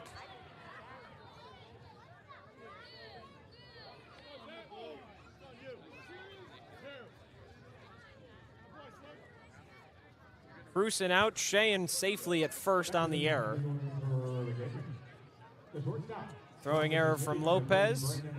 Could have been 2 outs, but just 1 brings up Braden Randall. Good block there over at first base from Zuckerman to make the stop. Lefty on lefty for Randall. First pitch, breaking ball over the heart of the plate for strike 1.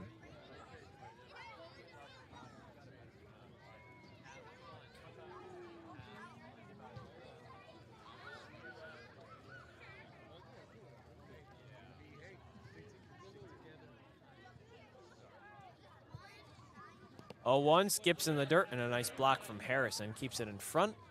1 ball and 1 strike. I know you said flush it, Cory, but with each loss, how much more difficult does that soon become? It becomes increasingly more difficult. 1-1 is chopped over to Zuckerman, tosses to second for 1, and gets the lead runner. Because one game like this, as a talented team, you say, listen, it's a fluke. We just didn't have it tonight. We talked about it. There were just a bunch of weird plays that I think kind of fed into this. But when it turns, this is an out away from being a 5-game losing streak, then you start to think mentally, hey, this is actually us as a team. We're just not up to par. And we've talked about that's not the case. So it turns into one game, it's just bad, it's a fluke, to then maybe this isn't a fluke, and you have to avoid that kind of thinking, because then that translates into more poor play. Bourne is up 10-1 on YD, so barring a comeback, that'll be a win. First pitch breaking ball misses inside to Clark. So Bourne would move to 8-9-1. Katuitt with a dominant win over Brewster. They move to 7-10-1. And a Gatemen loss would drop Wareham to 6-12, nearly halfway through this season. 1-0 to Clark is a fastball in the zone, count even a ball and a strike. And it's tough because you're still on the first half of the schedule, first half of the season by a couple games, but you have to apply the tourniquet at some point and get back to this winning streak.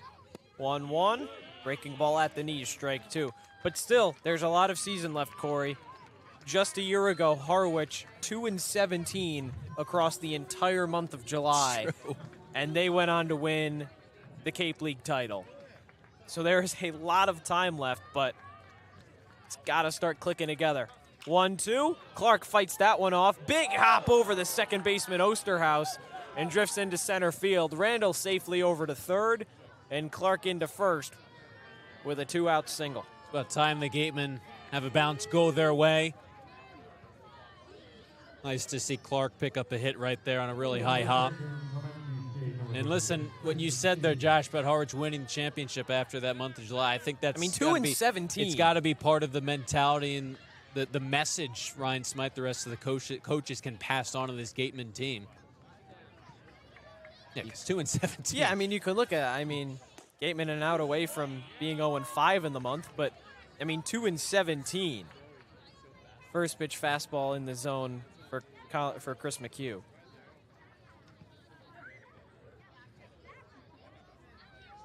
0-1. Fastball misses inside. Count even, a ball and a strike. And it is kind of that tough time. We talked about Ty Dowley, some of these other guys leaving the team to prepare for the draft. So the really makeup of the team has changed, but you're still able to play without them. They've shown that. 1-1. McHugh takes it outside. And so it's not easy trying to adjust to a new team. It's not all that new, but there's plenty of new faces and getting used to it during a week of change. But the results, there's still lots of positives. It's just preaching that mentality and adjusting the new guys. 2-1. Breaking ball inside, and McHugh ahead 3-1. But there is still a lot that, even with the positives, there's still a lot to address. 7 errors and winning a baseball game, those are two things that don't really go together in a sentence. McHugh hits that one sky high. This could end it. Osterhaus backpedals underneath it. He's called off by New in center field, and that brings this game to a merciful end for the Gatemen. Falmouth wins it 11-4. The Commodores move above 500 to 9-8-1 on the year. Wareham falls to 6-12, and now on a 5-game losing streak. There's not much I think you can say that we haven't already said, Josh. It was just in pretty much every facet an unorthodox game. The 7 errors obviously stand out. You just said it right there. You're not really going to win a baseball game with 7 errors. They just kind of snowballed. Give the Commodores credit. They came to play tonight. They swung the bats well, up to 15 hits, kind of stacked on in the bottom of the 8th. It was just all in all a weird game. The 2 plays, the Turner at bat, and then that one that led to the Smythe ejection, 2 calls that kind of went against the Gatemen that were just weird all around. We've talked about them. A game that's easier to flush if it didn't come on the back of 4 losses already. We talked about it. It just becomes increasingly more difficult to move on from when it's the 5th straight loss and you fall to 1-9 across your last 10 games. But that's just got to be the mission because there's only one place to go from here. It's just up. Try and use this game, as tough as it may be, as a stepping stone. Flush it. Recognize that you're a better team than this. The talent's there, the work ethic's there. And try and use this as an opportunity to try and turn your season around and maybe use last year's Harwich team as an example. And again, the good news is that there's another game tomorrow. That comes back at home at Spillane Field for hopefully a full game with power. Comes against Katuitt, second matchup of the season between the Gatemen and the Kettleers. First pitch is at 6 p.m. You can catch Cory and I on YouTube and on Cape League TV. But for now, that wraps it up from Gov Fuller Field. For Cory Miller, Joe McLaughlin catching in on his sideline reporting this season. Our producers, Abby Smith and Chuck Luarasi. I'm Josh Richardson signing off after an 11-4 Gatemen loss to the Commodores.